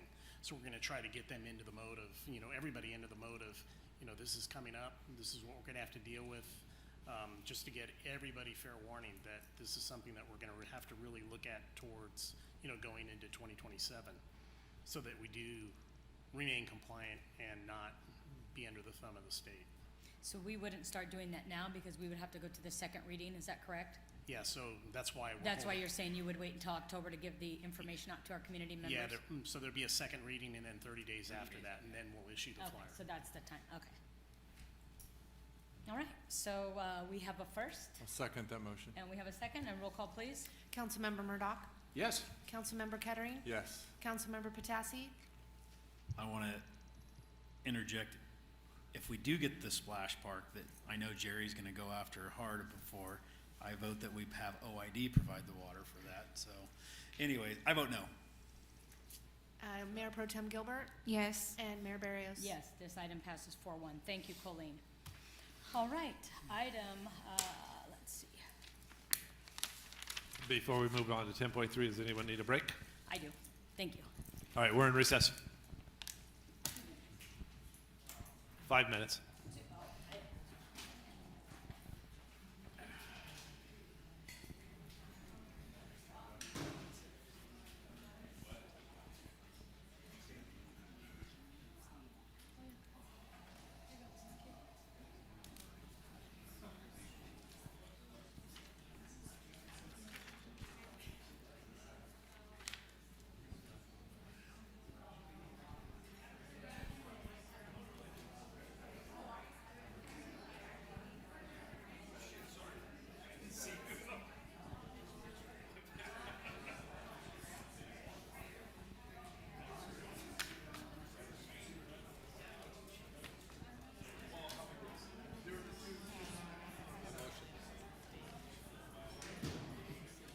Good thing you said that, I was thinking that.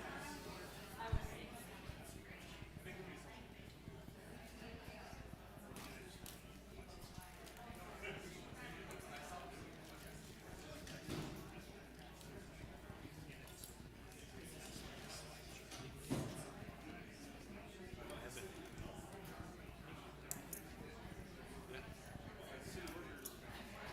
Yeah, I got a text from the chief on that. I said I got a text from the chief.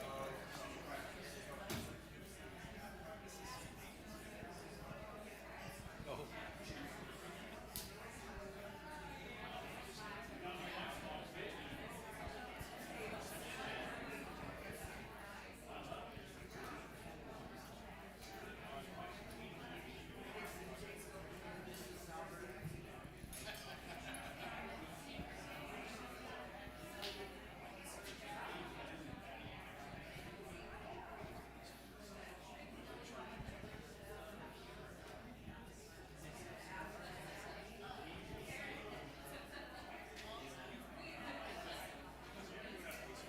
All right.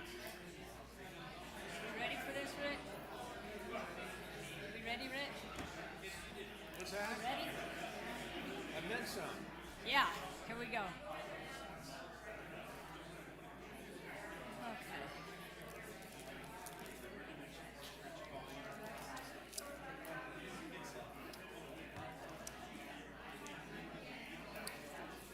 No.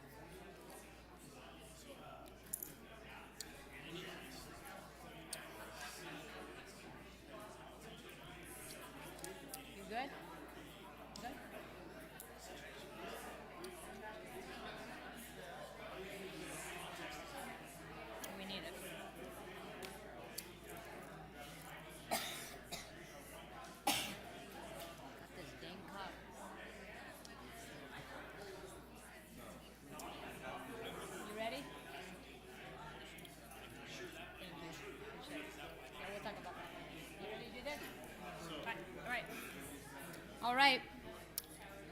We good? All right. We've had our little break and we're ready to go. Item number 10.3, an ordinance regarding religious institution overlay and housing element residential overlay zoning. Staff will present and then we will open it up to the public for comment and then bring it back to council. Good evening. Excellent. Good evening. Thank you very much, Mayor Barrios, council, and members of the Oakdale community. My name is Luke Lindenbush. I'm with Four Leaf, the city's housing element consultant, to bring forward the first reading of an ordinance recommending zoning code amendments to implement the sixth cycle housing element update. To provide an overview of what we're going to be going over this evening, first I'll provide some context as to the zoning code amendments that are being brought forward and why they're necessary to implement the city's 2023 to 2031 housing element update, before then going into the two items that are proposed to be added to the zoning code in the religious institution overlay and the housing element residential overlay. With that, we'll have the recommendation and recommend the council to open it up to public hearing. So to first provide some context, we last came before the City Council on June 15th, at which time the City Council held a public hearing and adopted the 2023 to 2031 housing element update. The housing element is unique in that it's the only chapter of the general plan that requires approval by the State Department of Housing and Community Development. HCD, as it's also referred to, has found the city's housing element. The document itself is in substantial compliance with state housing element law. However, zoning code amendments have been identified by HCD as necessary in order to be fully certified for the sixth cycle housing element. I also want to provide some context for this as well, that both of these actions are an overlay. That means that it is not a change to the base zoning district. That is also sometimes referred to as a combining zone. That essentially means that the allowances that, if approved tonight, would be brought forward in the identified parcels would essentially be overlaid on the existing zoning. It would mean that the base zoning and what's allowed in those districts would not be limited in any way. It would essentially expand the property owner's development rights and what HCD has identified as necessary in order to comply with state law. This is also to provide some context as it directly relates to the housing element update. These two actions are contained within Housing Element Program 2-1 to maintain viable sites. A big component of the housing element update is to accommodate the city's regional housing needs allocation, or RHNA, in which part of the process the city had to identify zoned capacity for 1,665 units of housing over the 8-year planning period. In order to accommodate the city's sites inventory as identified and approved and adopted within the housing element update, HCD, the state, has identified that these actions are necessary in order to maintain viable sites, to support a viable inventory that can accommodate the city's RHNA over the planning period. So to go into the first zoning code amendment that is proposed, the religious institution overlay. This is again a part of the program 2-1 to maintain viable sites, essentially to establish consistency with Government Code Section 65583.2, which is better known as the state law Senate Bill 4. Senate Bill 4 was passed a few years ago to allow religious institutions, including churches, to have certain development rights under state law, including the streamlined development of 100% affordable housing. So the purpose of the religious institution overlay is to provide incentives, consistency with state law, including Senate Bill 4 and applicable housing element law, in order to support the development of housing on the religious institution sites that are identified within the housing element. These sites are specifically identified within the housing element to accommodate the city's buffer of the RHNA that is covered for lower income households. Next to the housing element residential overlay, this is a lot of text, and that generally indicates that something is a state requirement. So this is a really specific state requirement for sites that are reused within multiple housing elements. Essentially, HCD, when they're assessing sites inventories that are brought forward by cities within their housing elements, has a higher level of scrutiny that's put on sites that are included within multiple housing element cycles. This portion of government code applies to non-vacant sites that have been used in at least one prior cycle, or in the case of Oakdale, a single site within the housing element inventory that is vacant, that's been used in 2 prior housing element cycles.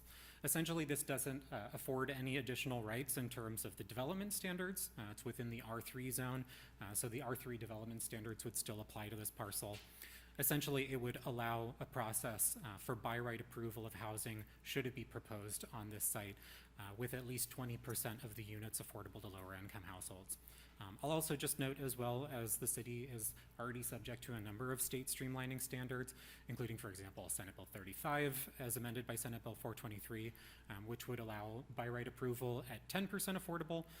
This is really more a requirement of state law, and the likelihood of this being applied to that site is relatively unlikely. These are the parcels that are identified within both of the overlays, the Rio, the religious institution overlay indicated in blue, and the Hero, the housing element rezoning overlay is the single site to the northeast of this graphic that's identified there in green. As you can see, these sites are relatively distributed throughout the city. One of the requirements of the housing element update was to ensure that the city's adequate sites with zoned capacity for housing at all income levels is distributed throughout the city in a manner that affirmatively furthers fair housing. And as a result, the rezoned sites also follow that same pattern.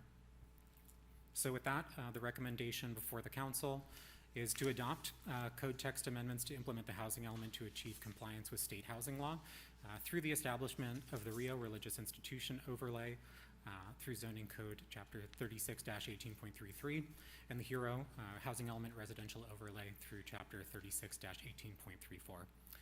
So with that, I'll turn it back over to the council and I'm available for any questions. All right, so thank you. The public hearing is now open. It's now time to take your public comment. Anyone wishing to speak, please come up to the mic, state your name, and you will have 3 minutes. Good evening, Nancy. Hello, Nancy again addressing the council. This time as a representative of the Community United Methodist Church located at 1480 Poplar Street, a property that has been identified for the Hero overlay zoning. I've had several neighbors of the church, some of whom are here tonight, calling me for clarification for the zoning proposed under this item. And I thank you for the staff explanation tonight. It's rather fast, and I was trying to keep up, but I appreciate having it for the record and in the minutes. So my understanding of this item is the overlay is a state mandated to identify areas for affordable housing. It applies only currently to properties owned by churches in Oakdale. It does not change the current R1 single-family zoning around the Methodist Church property. And I also understand if the property were ever sold, any new owner would have to reapply for the zoning change if they wanted to build affordable housing. It's not automatic. To be clear, the church has no intention and no funding to build housing on this property. That said, I want to raise a broader concern for the record. If I'm reading the Housing, the HERO Act here, according would allow development at an R3 designation, which is up to 28 units per acre. I don't want to see residential property currently made up of single-family homes exposed to the possibility of dense housing at the scale of 28 units per acre, which would be multi-stories without the community fully understanding what this overlay allows now for the future.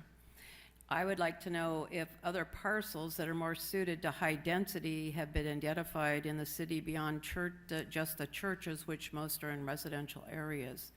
I would like to see the city identify some and maybe give contractors some kind of incentive to build affordable housing in areas that were much more suited to high density, which would include multi-story buildings.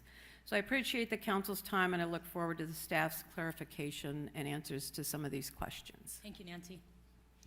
Anyone else for public comment? Good evening. Hi, my name is Cindy Vorse, and I'm a homeowner in Oakdale in the Fair Oaks area near the Methodist Church. And I understand that the state is pushing Oakdale to build more affordable housing, and I know that you all have a tough job trying to figure out where to put it. But I feel that the way that this new church zoning rule, the RIO, is written right now is going to create some unfair problems for our neighborhood. If you look at the map, and the map that he had up there, he said that it's dispersed throughout the town, and I would disagree with that.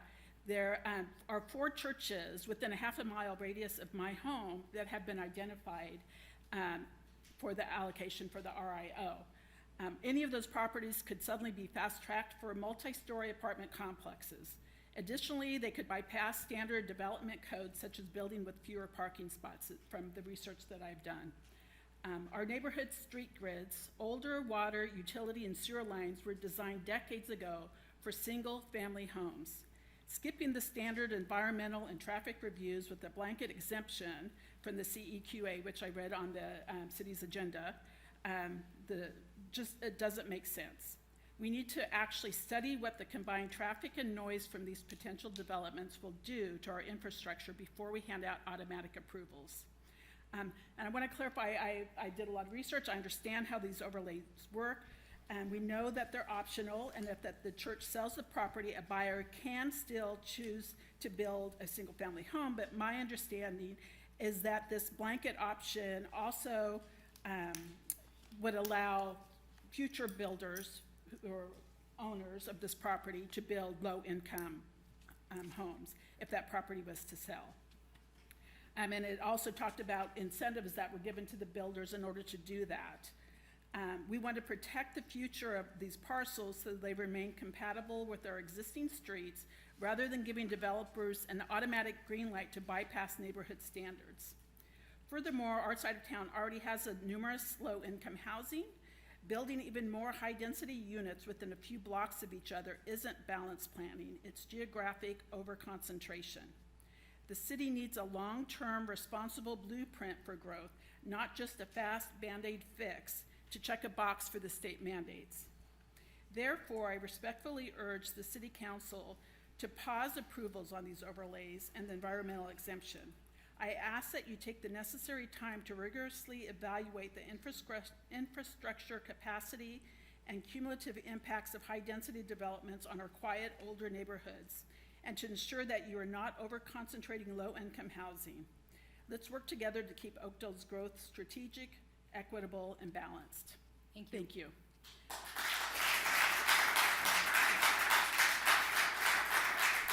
And then I was given a packet on behalf of Pat Kuhn, who's also a resident of Oakdale, was unable to attend tonight, but she wanted me to pass the packet to You're welcome to pass members it. of the City Thank you. Council.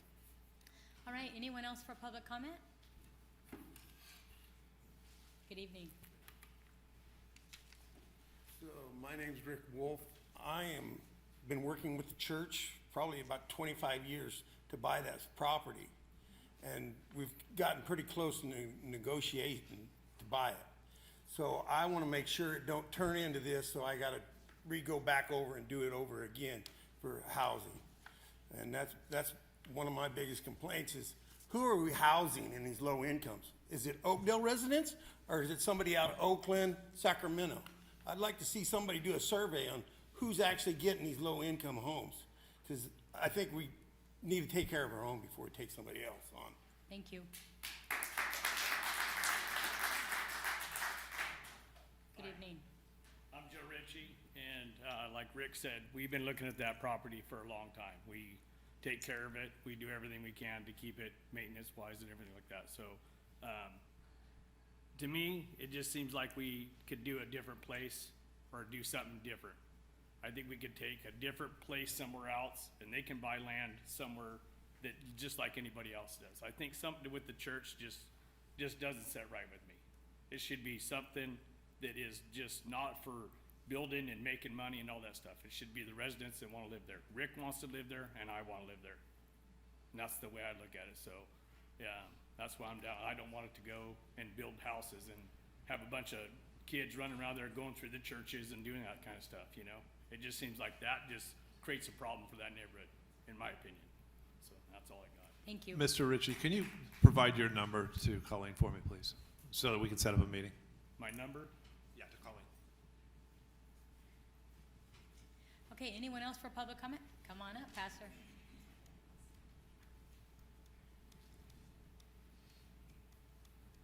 Kent Roberts, once again.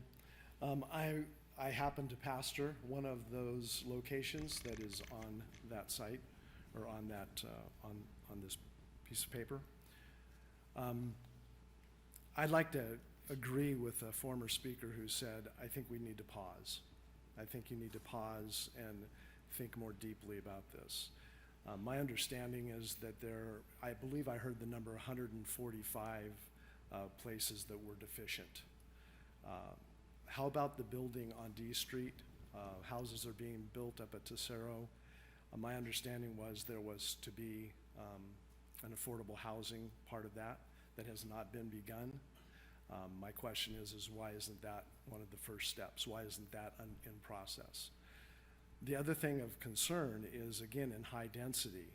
My concern a little bit is for the quality of living for those living in those high density home areas. My assumption would be that, and I'm sure that our law enforcement and fire folks have done all kinds of studies over the years, that the greater density, the more probability that the quality of living of the folks in those homes or in those high rises or whatever it would be, it begins to diminish. So my concern is for the people that will eventually live there. The other thing is, again, it seems to me that we're jumping into a compliance rather than thinking ahead to other solutions. And I would just like to see the council pause on this and give more thought to the process, what the end result will be for all of us. Thank you, Pastor. Anyone else? All right. Hi, good evening. Hi, guys. How are you? My name's Rita Strange. My husband, Steve Strange, couldn't be here tonight, but he did send an email to our council members, and I just want to make sure that it's on record that you guys received it. I also wanted to thank my neighbors for showing up tonight, and I echo their concerns as well. I also wanted to point out that the Planning Commission documents that are available on the website do not match what was on the website today. There was conflicting information that was included in our email. Some of the question was the planning documents had a 5-story building, and your documents in the agenda had a 6-story building. Other issues that we had was the time to, if this was to go through, that people would be able to just, let me get my specifics, I'm sorry, that if these projects move forward, we would then, schools, neighbors, residents, we wouldn't be able to give our input if they go forward quickly, and they'd be able to avoid other rules. Also, I feel we need more time. Oakdale's growing. We've had a lot of growth over by Crane, over by Bridle Ridge. I'm concerned that we're not looking into those high density needs we need over there, and we're taking over our religious areas. A couple other things to think is that we just want you to give us more time. I would like to request that the council continues this item and gives us more time to discuss. Thank you, Rita.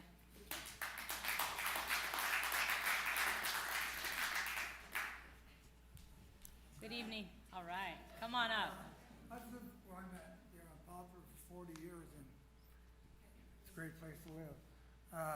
You've known that the Crane Road development's gonna be, I don't know how many houses, hundreds or whatever. And one of the Poplar's gonna be one of the main streets that runs through from Crane all the way through, I'm sure.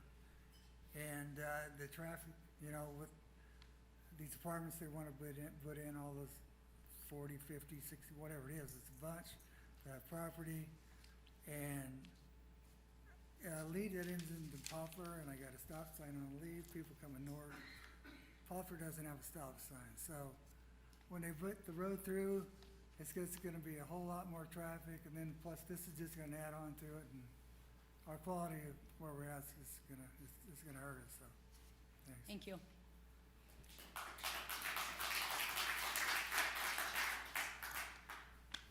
Good evening. Hi, I'm Kim Wolf, and that's my husband, and we are going to have to live right across the street from one of the proposed lots. And all I would ask is that each one of you go by all of these places. Then you would see what could possibly happen. And behind the Catholic Church, across the street from me, those are the ones that are like really close to where I'm at, but I don't even understand why this would even be picked. Okay, if there's a park right next to me, and supposedly that they would be allowed to not have more than one parking space. Well, you know, people have more than one car. So where are they gonna park? In front of the park, in front of my house, in front of the neighbor's house?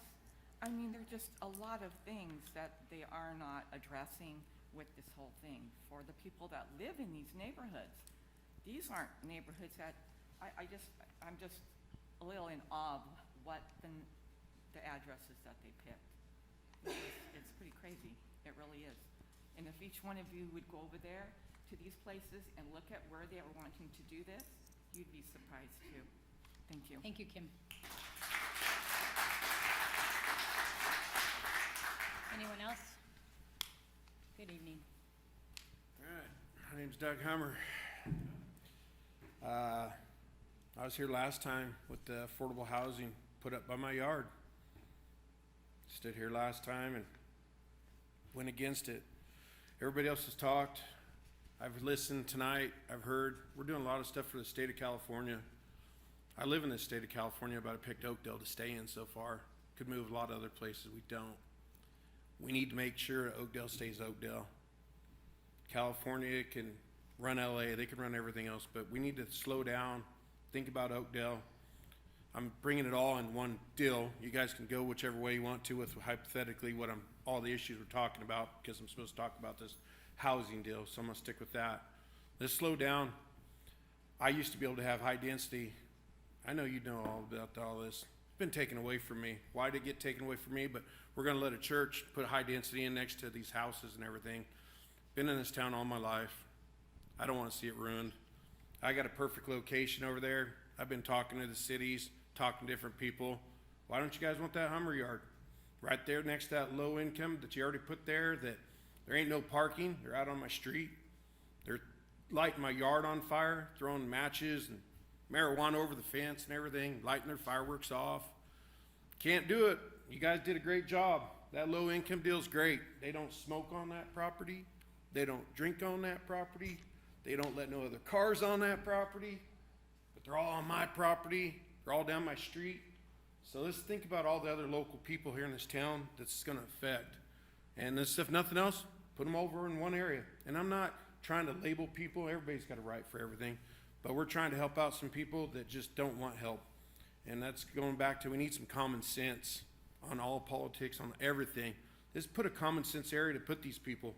Let the churches do whatever, but keep the guidelines there. I'm not telling you say yes or no with what you're gonna do with all these churches, areas, and lots, but just keep the guidelines so that it's fair for everybody, and just instead of changing it to benefit something that the state of California is telling us we gotta adopt.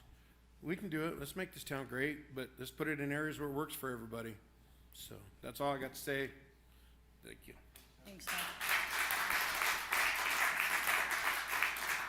Anyone else? Good evening. Hey guys, I'm Shaylin. I live over on Poplar. Clint's my neighbor.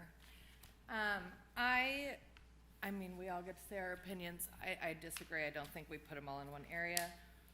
But I really have a hard time with the proposal because, as one of the earlier people said, 4 of these spots are within a half mile of our house. And above and beyond that, there's already 2 low-income housing within 3 blocks. So it may not look like it, but it's very populated and very dense. And that is not what the government's looking for. It's against fair housing.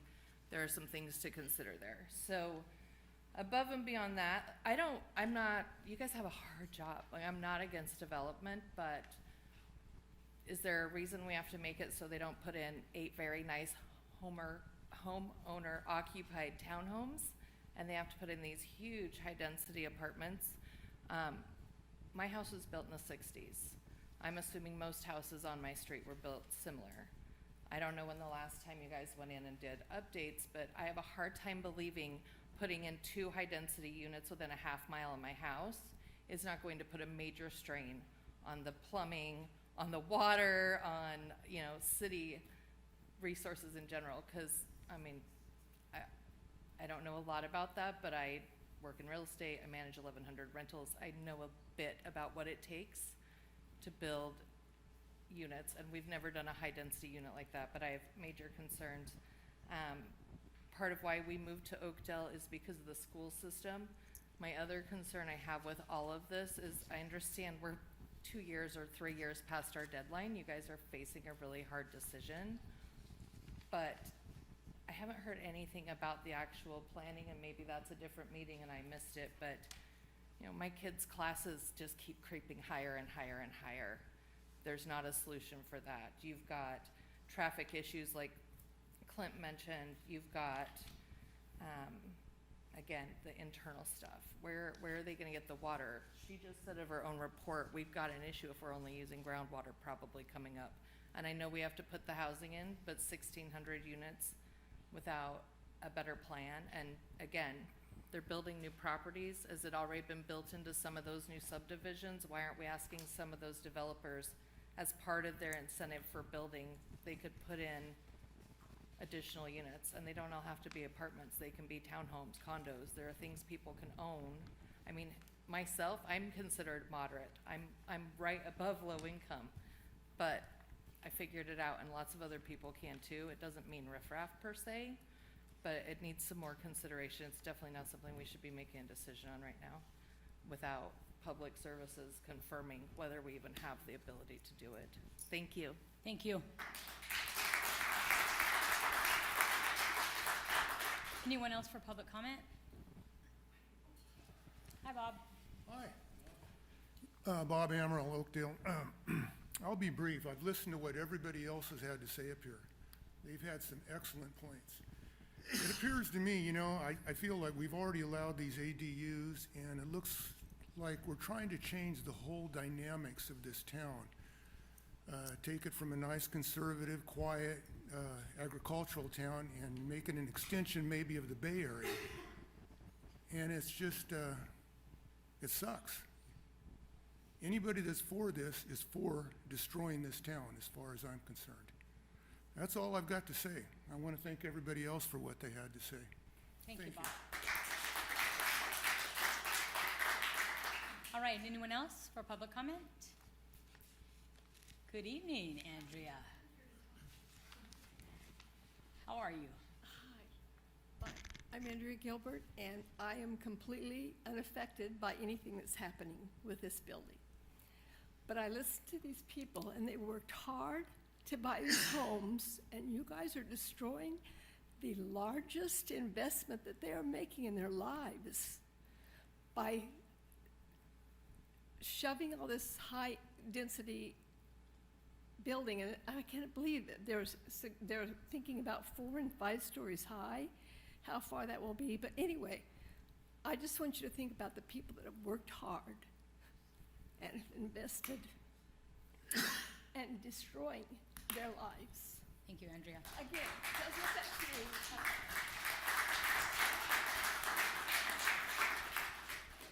All right, anyone else for? Hi, Kim. Hey. Good evening. Good, how are you? My name's Kim. I live on North Oak. I moved here 12 years ago from New York. My husband told me this was the best little town to live in, okay? 12 years ago, yes, it was. I can't get out of my driveway 90% of the time on North Oak. It's a runway from Poplar all the way down to Walnut. Where, when you bring in all this housing over there, how are you guys gonna take care of this for us? Not that this is a question, but I haven't heard anything about how we are gonna build up our schools. I don't have kids, so it doesn't really matter to me. But how are we gonna get all these kids to school? Where are we gonna put them in school? I haven't heard anything about increasing the police force. How are we gonna increase the fire department? How are we gonna be able to accommodate all of these people that you're gonna stick in this town? Where are they gonna park? How is this traffic gonna get through town? I can't get on Rite Aid, the old Rite Aid, all the way over to Save Mart. It takes me like 15, 20 minutes. You're bringing in all these houses down on Crane Road.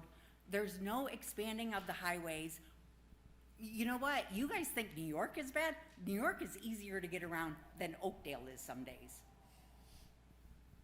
They have a better structure in how they're gonna take care of their people. You guys, we don't have the police force right now to take care of what we've got going on. Every day you see people say, you know what, this is happening, this is happening. People are like speeding, people are hitting people are getting hit on the roads. We can't take this traffic. And there's a difference between affordable housing and low-income housing. And that's all I got to say on that one. There's a big difference in helping people in Oakdale who are struggling to find good housing because the housing market rental is high here. But low income is a different whole thing. You're not helping the people of Oakdale. These people are gonna come from somewhere else because they qualify for this housing. And that's all I got to say. Thank you, Kim. All right, anyone else for public comment? Come on up. Good evening.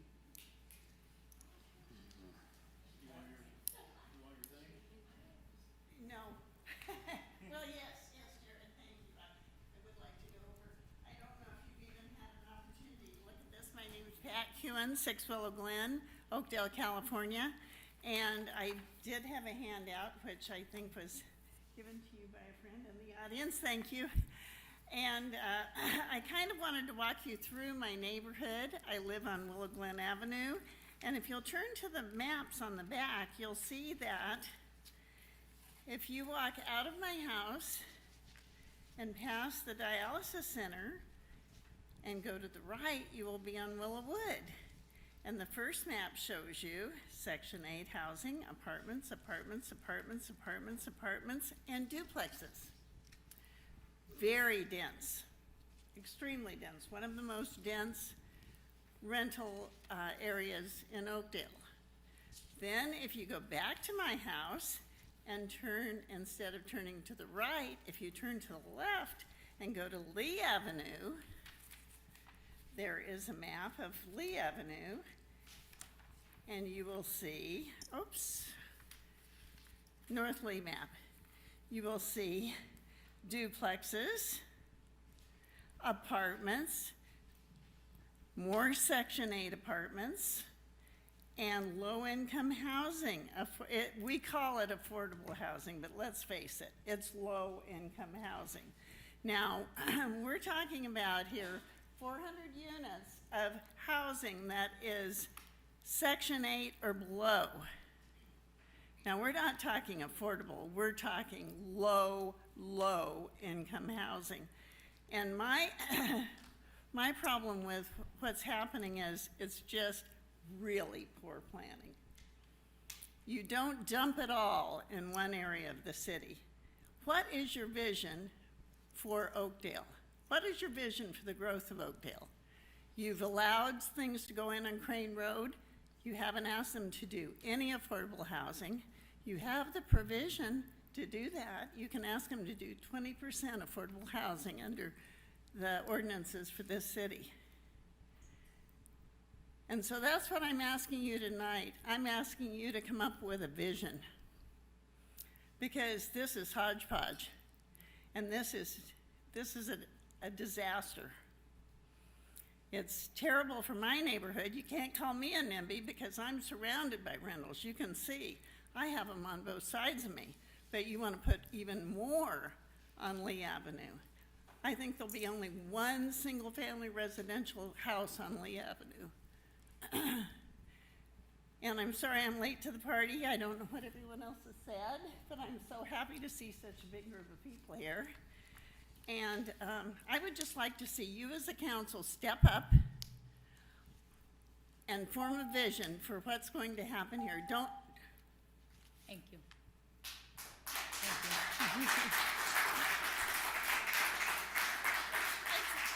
Excuse me, when it's public hearing, you're keeping everybody 3 minutes at a public hearing? 3 minutes. Very interesting. Thank you. All right, anyone else for public comment? All right, public comment is now closed. I am going to read an email that we received today from a gentleman. My wife, because there's some questions I have on this. My wife, our 3 children, and I live in one of the neighborhoods directly affected by the proposed RIO zoning changes. We understand that Oakdale needs housing, including affordable housing. I also understand that the state has established housing requirements that our city must address. However, after reading the Planning Commission packet and reviewing tonight's proposal, I have more questions than answers. Which part of the proposal are actually required by the state, and which parts are choices Oakdale's making? Does the state require buildings that are 5 stories and 61 feet tall? Does the state require reduced parking standards? Does the state require modifications to Oakdale's traditional development standards? If those provisions are not specifically required, then our community deserves the opportunity to discuss them before they become part of the city. The proposal being considered tonight is not the same proposal reviewed by the Planning Commission. Planning Commission reviewed a proposal that allowed buildings up to 4 stories and 56 feet. Tonight, the proposal allows buildings up to 5 stories and 61 feet. Planning Commission's version also required developers to meet with the city and submit a preliminary application. Tonight's version simply encourages them to do so. Those may seem like minor revisions on paper, but they represent significant changes for families who could eventually live next to these developments. Oakdale has experienced significant growth over the past several years. New family developments have been approved along Crane Road and in the Meadowlands area near Bridle Ridge. Those developments were carefully planned and approved through the city's normal process. If Oakdale knew additional affordable and higher density housing would eventually be required, why wasn't that housing incorporated into those growth plans from the beginning? Why are we now considering existing church properties, many located in established single-family neighborhoods, as a solution? How did we get here? It raises concerns about our planning process. As an educator, I know that housing isn't simply about constructing buildings. Housing means additional students in our schools, more traffic on roads, increased demand on water and sewer systems, and additional pressure on police, fire, and other city services. When and how will those impacts be studied? If some of these projects move forward, when will schools, neighboring residents, and other public agencies have an opportunity to provide meaningful input? Like many others, my family chose this neighborhood because of Oakdale's schools, its sense of community, and the character of surrounding areas.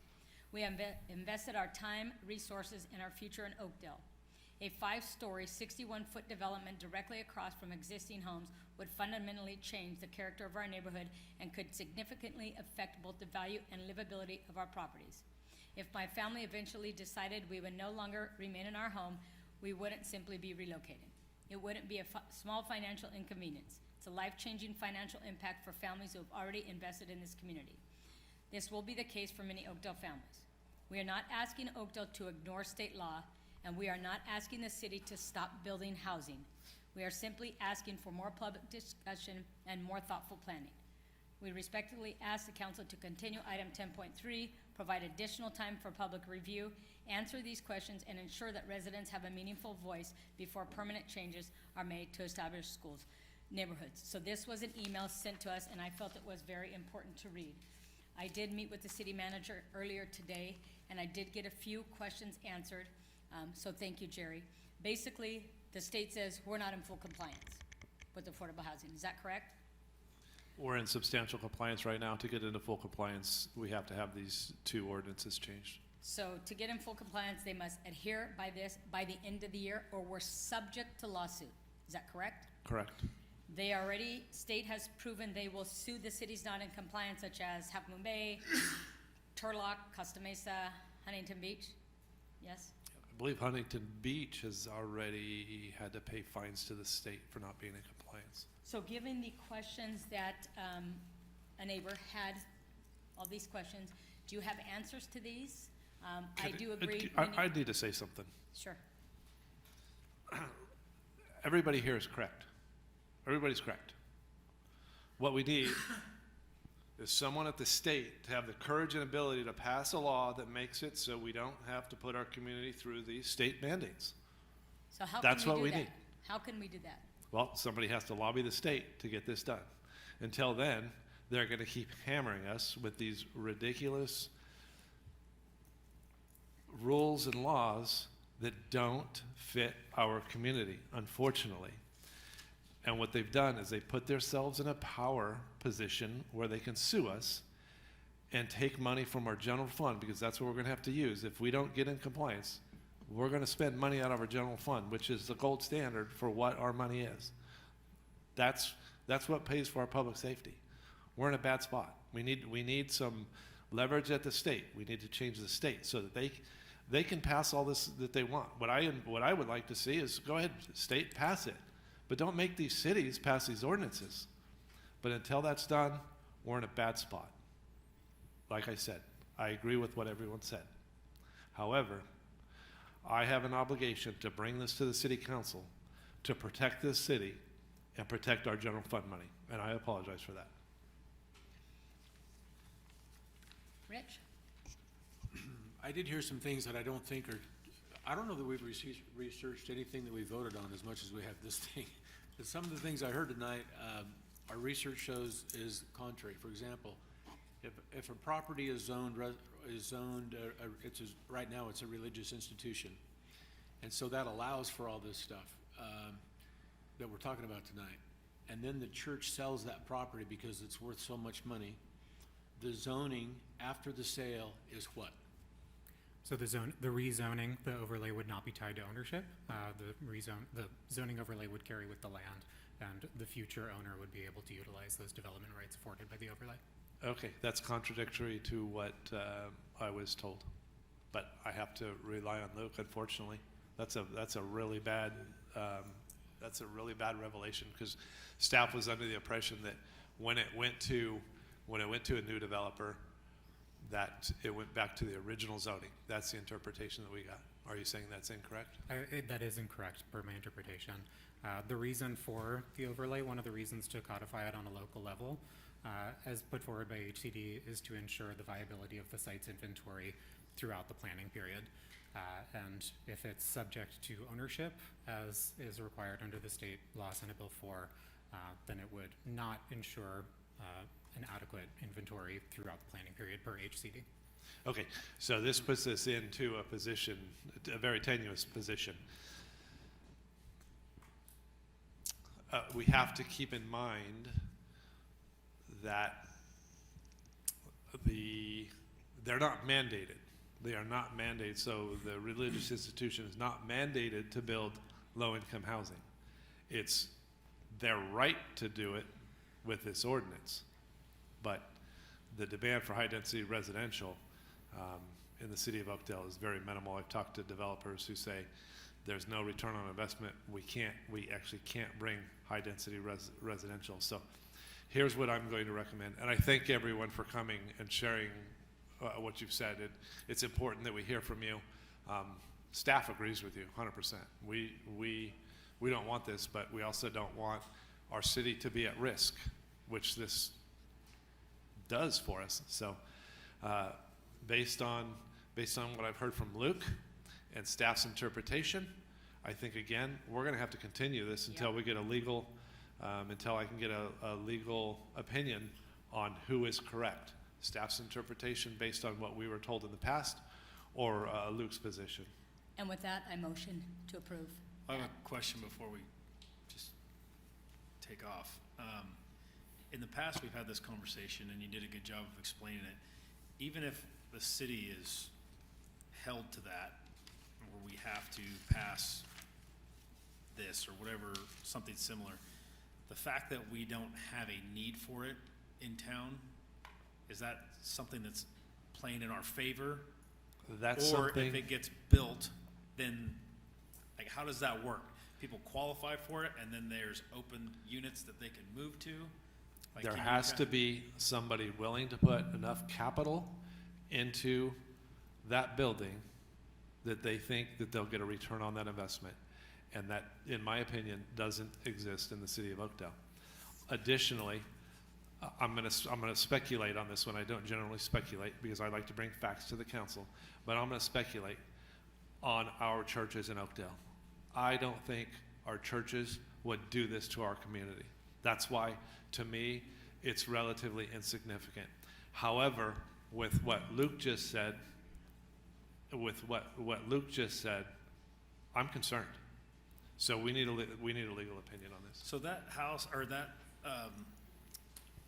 church property that they've started kind of doing some clearing and grubbing, it looks like, behind, I believe it's Belmar, the newer, is that already getting worked on, or what's happening there? That's already bought and sold. That's under new ownership. Do you know what's going on there, or? I do. Can you share? Do you want me to keep asking? No, I'm not going to share that at this point. Boo. I know because of personal relationships, I don't Okay. believe that it's necessarily city business at this point, but when they're ready to share what they're going to do, they will. Okay. And I think that the community will be happy. So the reason I asked that question first is because I have driven by every single religious institution in the city looking for what the ramifications of this could be. And you know what? The church takes up, you still have parking requirements that don't go away for the church. So when you have the church and those parking requirements, there's not very much room left to develop, very little if any. So the concern really wouldn't be, in my mind, there's just not a lot to be worried about if we pass this thing.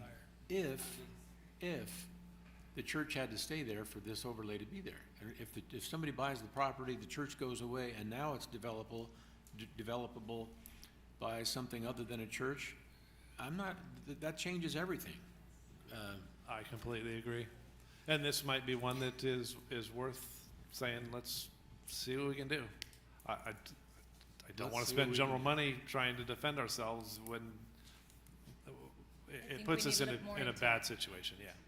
And can I just make one quick comment? I have to apologize to the husband of the young lady in the back of the room who I gave false information to today. It depends on potentially, depends on. Right, potentially, because I relied on information from staff and in my reading of and I learned more about zoning in the last 24 hours than I ever want to know in my life. Because I looked at this and thought, everyone out here, I agree with what you're saying. I was under the belief that I don't believe the churches are going to develop these properties in the way that was discussed. I think we have too much respect for our churches, and the churches are so entwined in our community that I don't think they would do that. Yeah, right. But now hearing that it's a possibility that a church is facing financial issues and they sell to Mr. Developer and now they have that same exemption, I think that might be time to fight. Because I've driven by most of these areas, not since then, but in all the time I've been around Oakdale, I've driven by most of the churches and I've seen them. It would be a disaster. So I think it could be easier than what you're saying, in my opinion. If you get a church that runs into financial trouble and they just deed it over to a developer and don't even sell it, now the developers has that much more capital to work with. It creates a extremely difficult situation for our community. Agree. Would the city ever consider purchasing those properties? That would be up to council. So, But it's private property. It'd be up to them to who they sell to or who they essentially transfer it to. So when we looked this up, there actually were some cities that did it one way and some cities that did it another way, and they were both trying to copy what the state mandate was. So anyway, we were misinformed, and as Jeff said, he had misinformed some people unintentionally, and so have I. Yeah, and that comes from the email that I sent based on the information that I received. So I think it's unfortunate, but that's how communication goes sometimes. So I apologize for sending an email trying to explain this. I was doing it off of the information that I was given. So I thought we were on solid ground on this one, and that we were in a good position. I don't like the position that Luke has described for us. So I think we need to do a little more digging into this and see which one of us is correct and if we move this forward or not. I say we continue it until the 30 days to that September 21st meeting. I like that. And I'll second that motion that was already made to continue it to September 21st. Colleen, we have a first and a second. Roll call, please. Mayor Barrios? Yep. Councilmember Kettering? Yes. Councilmember Tassi? Yes, to continue. Councilmember Murdoch? Yes. And Mayor Pro Tem Gilbert? Yes. This item passes 5-0. Thank you. All right, next item, 11.1. Good evening, Karina. Thank you for your input, everyone. Nobody wants to hear my presentation. You want to give it maybe just a minute to let people? Yeah. Thank you, Luke. One exclamation mark twice. Capital O. I know. Oh, and make sure you put it. All right, if we could, So Oakdale 1. Oakdale 1, exclamation point, exclamation point. Yeah. I was so excited. Bye, neighbor. All right, can we get the, Chief, do you mind shutting the door, please? Hi, sorry, Karina. All right. That's okay. Okay. Okay, Karina, item 11.1 on Good tonight's evening, agenda. Mayor and Council. The item I'm bringing before you tonight is the city entry sign at the north of town. I think you guys all know that we've been working on a wayfinding program here in town for quite some time, and this is a part of that program. A little bit of background comes from the American Rescue Plan Act of 2021, which provided local governments with recovery funds to respond to impacts of lost revenue due to COVID. The act allows for the funds to be used for the provision of traditional government services, including capital improvement projects. The city has identified the installation of gateway and wayfinding signage as a capital improvement that will enhance navigation throughout the community, improve access to public facilities, parks, and commercial areas, and provide clear directional information for residents and visitors. The project will establish a cohesive wayfinding system that supports community accessibility, promotes efficient travel throughout the city, and serves as permanent public infrastructure. Directional wayfinding signs have started to be installed along public areas. We have public parking signage, and I think you might have seen the last few weeks we've been putting up some wayfinding signs in various areas of the city on the main traveled thoroughfares, kind of directing you to some of the Can everyone hear Karina? If so, we'll continue on. Sorry. If not, I'll go address it. Yeah. Chief Hunter, let me know if you need help.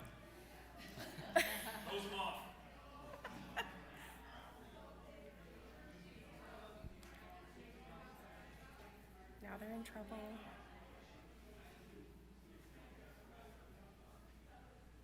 Okay. Okay. Do you want me to start over? Continue. Okay. Okay. So you've probably noticed us putting some wayfinding signs up throughout town. Those are the kind of square signs that kind of direct you to special things in town, the Cowboy Museum, the rodeo grounds, and other public places like the police department and where public parking is located downtown. We're putting them on the main thoroughfares, so all up and down F Street, and then there are some also on Yosemite. We have a couple more still to do, but we've gotten those up, and this is a part of that program. This project consists of the design, procurement, and installation of a city entry gateway sign at the north entry point of Oakdale, adjacent to the OID pond at River Oak Grace Church. Staff held 2 community meetings, one in 2024 and one in 2025, regarding the wayfinding project, including this sign and city entry signs, with positive feedback and excitement regarding this design. We'll go back a little bit. This is what the sign would look like. That little shadow there is a man, so you could see the size of the sign that would be at the entry. Our hope is that over time we would have a sign similar to this at each entry to the city, so we would have 4. And we would have uplighting on the sign as well, but it is quite a large sign as you enter into town. And here's just a little map of where the signs would go. Right now, tonight, we're only talking about the north sign, but this is the anticipated location of future signs as well. And then here's just kind of an AI view of what the sign would look like, and in the general position that it would be in as you come into town. And it says City of Oakdale on both sides, so coming or going, you still know where you're at. So this is our property, this city property, and there is a little bit of a right-of-way with Caltrans there. So we have the space to be able to put the sign on our own property. The selected sign design incorporates a proprietary design developed and owned by the manufacturer. The manufacturer does not sell or license this design for fabrication by third parties. As a result, there are no other bids. The vendor is authorized to reduce the exact sign system selected by the city. This is already a budgeted item, but we did not bid this item out. It's proprietary, and they have provided us documentation as such. So at this time, staff recommends that the City Council adopt a resolution authorizing the city manager to execute an agreement with Sign Designs for purchase and installation of the city entry sign on the north entry of Oakdale in the amount of $44,880 and authorizing $5,000 for contingency for a total project budget of $49,880 to be funded from the American Rescue Plan Act Fund 239, and this is capital project 2124. Karina, we had the Yes, ma'am. ARPA funds for how long have we had them in our bucket? 2021? 2021. Now we're getting ready to spend it. We're gonna have a beautiful sign on the north end of town. Yes, we've spent over the years, and this is our last hurrah. So this bucket of money will still come from there. We have to spend it before the end of this year. Beautiful. I love this sign. Yeah. We'll do comments from the public, and then we'll bring it back to council. Any comments? Bianca, come on up.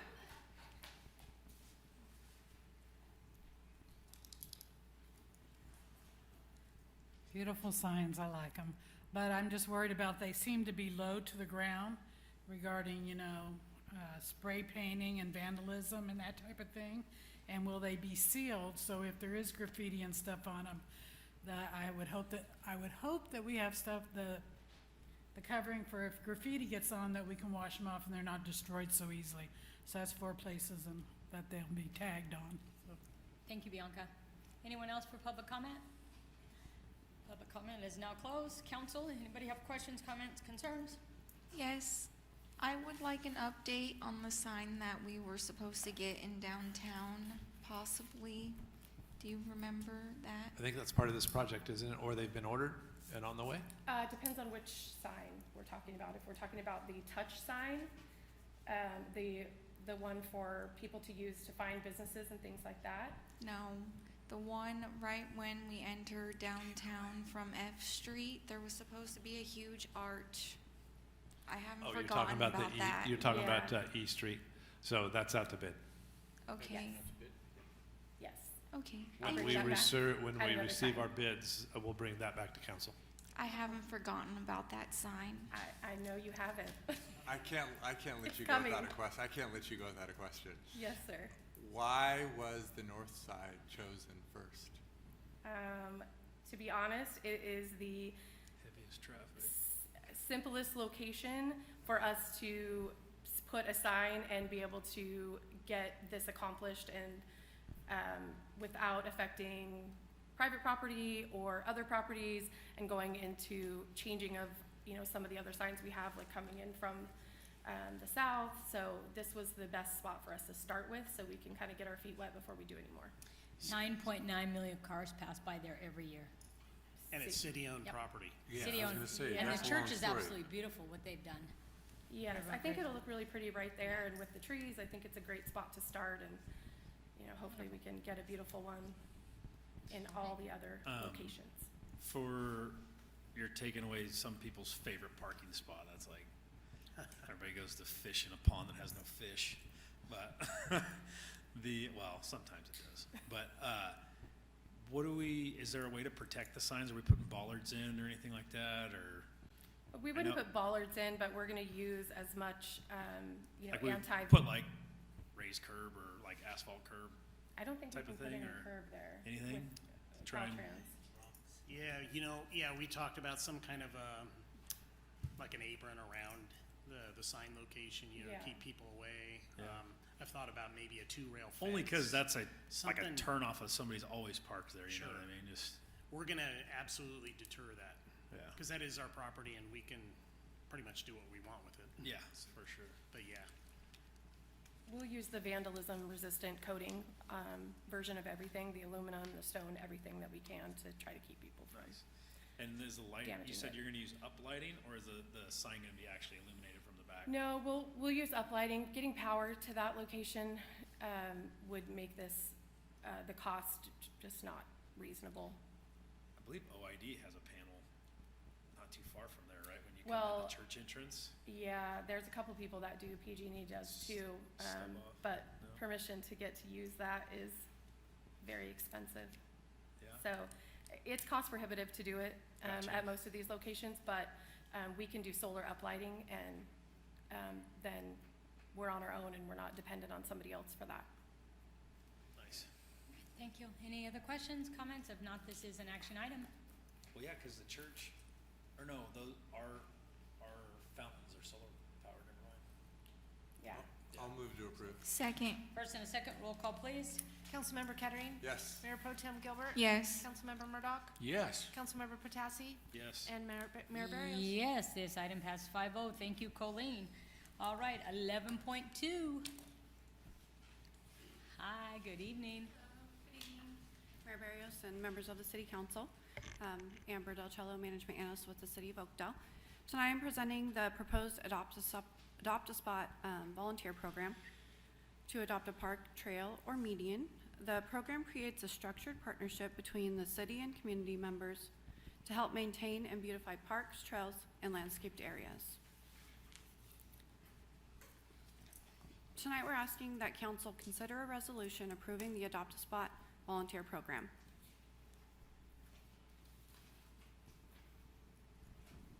The purpose of the program is to provide a formal framework for volunteers who want to help care for public spaces throughout Oakdale. We've had individuals show interest in volunteering and other community groups, but we haven't quite had a program that was put together to make it structured so everybody's safe and with administrative oversight. So this is our way of establishing that. The program is intended to supplement, not replace, city maintenance efforts, and public services staff will continue their routine maintenance as they are, and volunteers will just be assisting with the beautification and stewardship of everything. To support a successful and well-managed program, we've included some key requirements.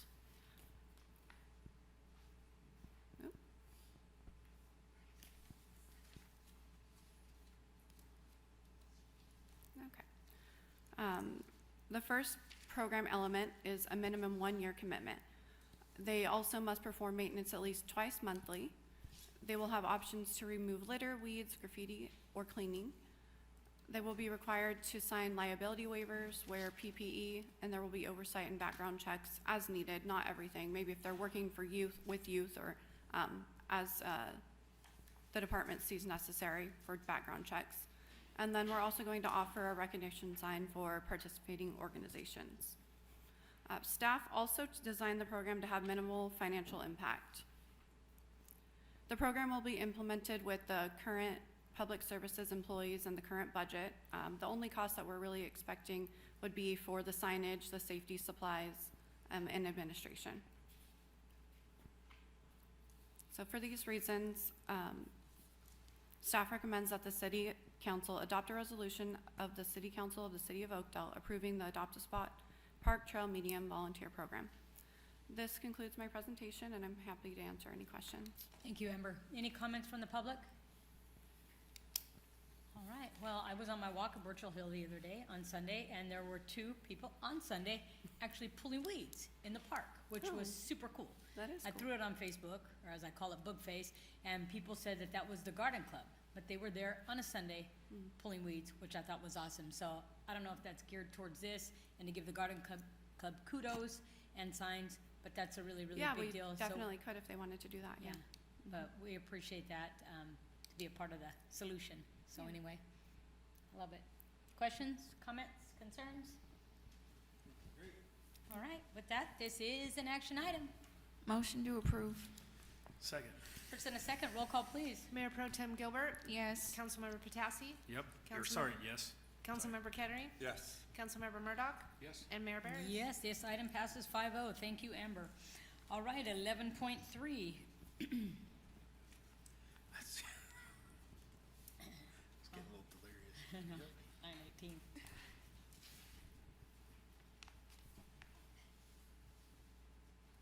I think this is all you, isn't it, Jerry? Aren't you the first and the second on this? No, it's all you. Can I approve that right now? So the resolution before you is consider the item before you is consider a resolution designated voting delegate and up to 2 alternatives to take action on resolutions that establish League of California Cities policies at the annual business meeting Friday, September 25th, 2026. I am scheduled to attend in Los Angeles. but if a council member prefers to go and be the voting delegate, I will absolutely let you take that responsibility. I make a motion to approve Jerry to continue this. Second. First and second roll call, please. Mayor Barrios. Yes. Mayor Pro Tem Gilbert. Yes. Councilmember Murdoch. Yes. Councilmember Patassi. Can I come with you? Yes. think that Councilmember was- Kettering. Yes. Yes, so just so you know, prior city manager was also doing this, so thank you for, I did it last year too. yeah. And Thank I you. want it noted that that was probably the quickest resolution passed in years. Thank you. Yes, all right, so August department reports, anything else to add? If not, we will go into the. No, just that I object to the last resolution. All right, that's okay. It's already been approved 5-0, so thank you very much. All right, 12.2, Jeff, who's, Ally? Hi, how are ya?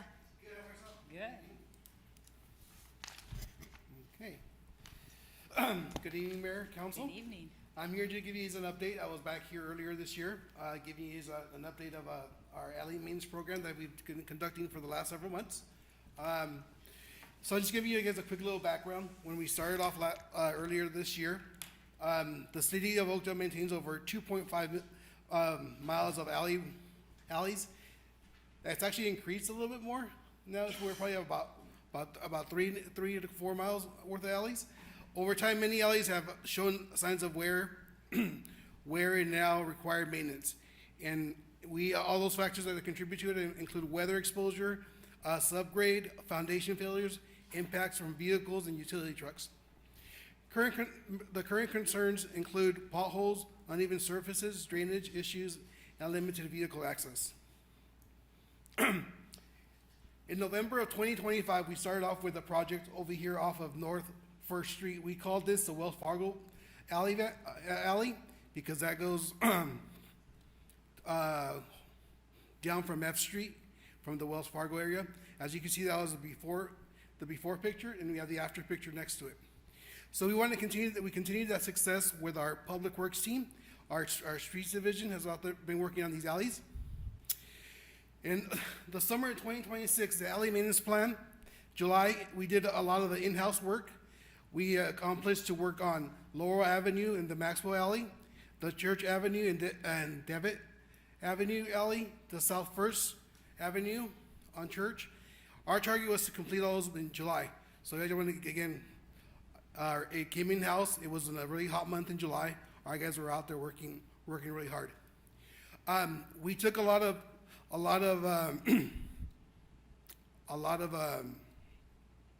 work for out there. We had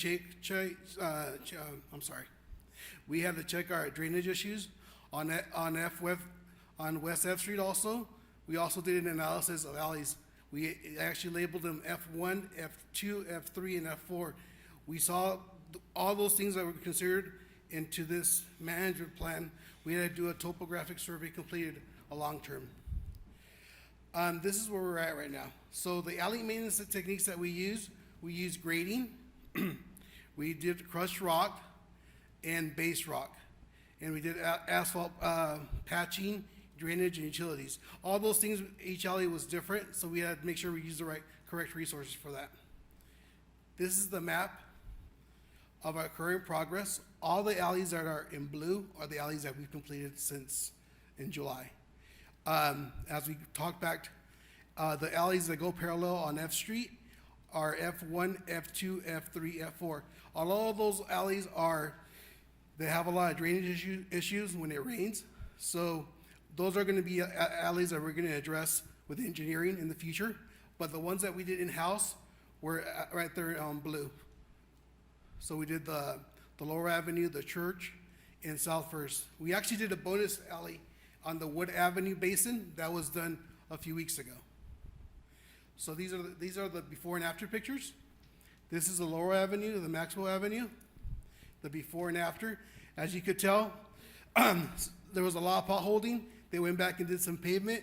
They did some grading. They did a good job. Also cleaned the sides of the alleys. They cleaned all the brush they had there, and they cleaned it and smoothed it all out. Another one on Church. This is over here by Monkey Smog off of F Street. There was a paving, that was a standard that we're starting to do, paving at the entrance. So any of that road base that's in the middle of the alleys, it stays on the asphalt before it goes to the road. And we did test some dust control in that area to see in the future, so we eliminate some dust. Off of First Street, this is a continuation from the Wells Fargo alley. This is the before and after pictures. As you can see on the picture below, there was some cleaning that was also done of removing a tree weed right there on the green. They went back and knocked that down, gave a little bit more clearance, smoothed the roads out. On the top picture, you see the before picture, there's a big pothole. They smoothed that out with putting some road base out there.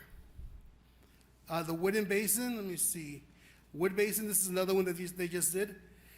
That was brought to attention to us. That was an alley that we went back and did, but there's also, this might be a future project. There might be some funding that could be actually more drainage possibilities for when it rains a lot out there, and do a total pavement. That's something that we're gonna be looking to in the future. As you see, our guys are out there doing dust control while they're laying the road base there.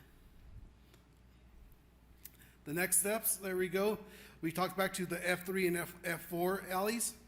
Those are the ones that are concerned with drainage. We work with MCR, like I said, for a long-term drainage solution there. We did a topographic proposal with them, and we're gonna see how we can get funding with that. The next steps are gonna go back and look at alleys on 7th, 8th, and 9th Avenue to see how we can identify the right mixture of grading, rock patching, and drainage. This fall, we're gonna wanna monitor F1 and F2, and also go back and see what kind of, how the wood alley basin does, and those are the ones that we're gonna monitor for the future. Those are the new alleys that we're probably gonna be working on later on this fall or at the beginning of next year. This is probably one of the ones that we do probably have to go back and involve engineering. It's on West Avenue and Gilbert Avenue. We're out there, we're out there maybe looking at getting a dry well installed in that area, by doing a dry well, and also do a pavement improvement, and also see where funding could come from. That some of the funding can come from stormwater funding also, because obviously there's a lot of rain that comes through with that. And that's where we're at. Any questions? Thank you. Any comments from the public? Any questions from council? Thank you for the update. Okay. Been busy, huh? We've been busy. Our guys have been working really hard out there, and just want to give them a shout out. All right. Thank you. On the alleys that you use road base and whatnot, did you guys ever try using like an additive with like lime or Portland cement so it locks up in the winter when it gets? Yeah, so Did you guys try anything like that? Yeah, there is a couple. We're trying one right now on what is that product that we? We used the magnesium chloride. Yep. That's what we used. It was called the dust control that we used. We actually used it on the area over here off of where Monkey's Garage is at.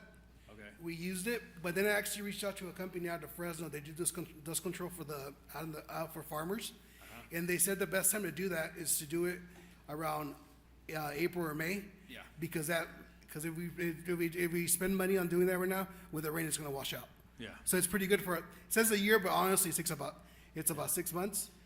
The product is a little bit expensive, but maybe when our alleys are back, we have a significant amount of them up to par, we could invest in that. Yeah.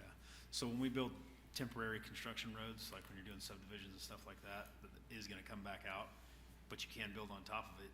We add lime in the soil or Portland cement, and you blade it in, and when you hit it with water, it locks up. Yeah. And it's strong enough to do. George Reed did it on a Clarabelle in 2016, and that Clarabelle is still one of the best paved roads out there. You know what I mean? Looks good. Yeah. And then on the Gilbert, the last one I think you showed, has the city ever looked into like rain storage under the road? Like when I did a job at Blue Diamond in Salida, we put a huge corrugated pipe underground and it just drained in, and it worked its way down, but it was a rain storage. It looks like something like that might work. Yeah, we And I think part of that is also looking at what other utilities are in the area. We do have what you're describing, you know, at Randy Plaza. Yeah. We have a 60-inch pipe underneath the sidewalk. Yeah, because before that place was It flooded all a the time. second Woodward Reservoir in the Yeah. town. Yeah. So now it goes underground. Yeah. Yeah, for that one, we did a topographic mapping on that one. We did notice there was a low spot kind of in the middle of that section. And we went out there and looked at it, see if we could maybe design the pavement so it drains down into that dry Like a well. valley gutter or something? That might be an alternative to a dry gutter, a valley gutter there too. Nice. All right, thank you very much. Okay. All right, item 13.1, extending our public comment time on agenda items from 30 minutes to 1 hour, maximum of 3 minutes per person. I think this was brought up by Councilmember Kettering, if I'm not mistaken. You're correct. I brought it up. I can't remember at what meeting it was, but we had numerous people here for public comment. And it's been more than I think there's been more than one meeting where this has happened and people are prevented from speaking at public comment because right now, the rules are we allow 30 minutes. I completely understand that it cannot be unlimited. But I would ask that we move that 30 minutes and double that to 1 hour of, I want to say the right word, non-agenda public comment. Non-agenda. To double the amount of time for that from 30 minutes to 1 hour. Okay, so staff recommends that you adopt the resolution establishing a total time of 1 hour for non-agenda public comment at regular city council meetings while retaining the existing 3 minute per speaker. We have 30 minutes for non-agenda. Proposed was 60 minutes. It's in the resolution. Like I said, current practice is 30 minutes. It's set by local policy and practice, not established by an ordinance, so a simple resolution can get this completed. And then Government Code 54954.3 requires an opportunity for public comment at any legislative body, and that statute expressly authorizes the adoption of reasonable regulations limiting the total amount of time allocated for public testimony and the time for each individual speaker. Council's brought it to my attention that they prefer it to be extended to 1 hour, and so that's our recommendation. So it extends it by about 30 minutes. Speaker limit is unchanged at 3 minutes, and we can pass it by a simple resolution. And again, there is no fiscal impact for this, so it's a pretty simple resolution. So staff recommends that you adopt the resolution establishing a total time allocation of 1 hour for non-agenda public comment at the regular city council meetings while retaining the existing 3 minute limit per speaker. Any comments from the public? Questions from council? If not, this is an action item. Let's do it. And that sounded really good until it's 9:30 at night right now, but. Is there, go ahead. No, I was in. I'm sorry, Jared, but I still think that 1 hour is not enough time. I know that we have been here for a long time tonight and we heard from very many people, but that's what we were elected to do, to listen to them for a long time and to hear their concerns. And I know that we did have some meetings that did take a long time and we probably want to go home way before the end of our meeting. But I've thought about this for the last month, and I really don't think that 1 hour is enough time for the citizens of Oakdale. And that's just my opinion. Is there a time limit on of what public comment can be when it's an agenda item? So if there's public comment, if people keep coming up, they can just keep talking, right? No, we can limit that. No. We can limit Yes. public comment on agenda items, or Yes, we don't? we can. But we don't. Essentially. But we don't, that's what I'm asking. People will keep coming up and. We haven't, Yeah. but at some point when we continue to hear the same thing over and over, I would make a recommendation that unless there's an alternate viewpoint, that we move it forward. Okay, and then for this, does it say anything for public comment that they have to be Oakdale residents? Is that normal or is that not a? That would be a violation. Can't do that. Okay. All right, this is an action item. I'll move to approve. First, Second. first and a second, roll call, please. Councilmember Kettering, Yes.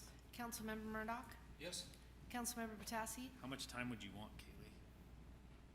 I think 2 to 3 hours. Modesto was at their council meetings till midnight, and I don't ever hear them complaining You that they almost have to had- go you home. almost had my support. I'm just kidding. Sorry. I mean, if, I mean, how often is that gonna happen?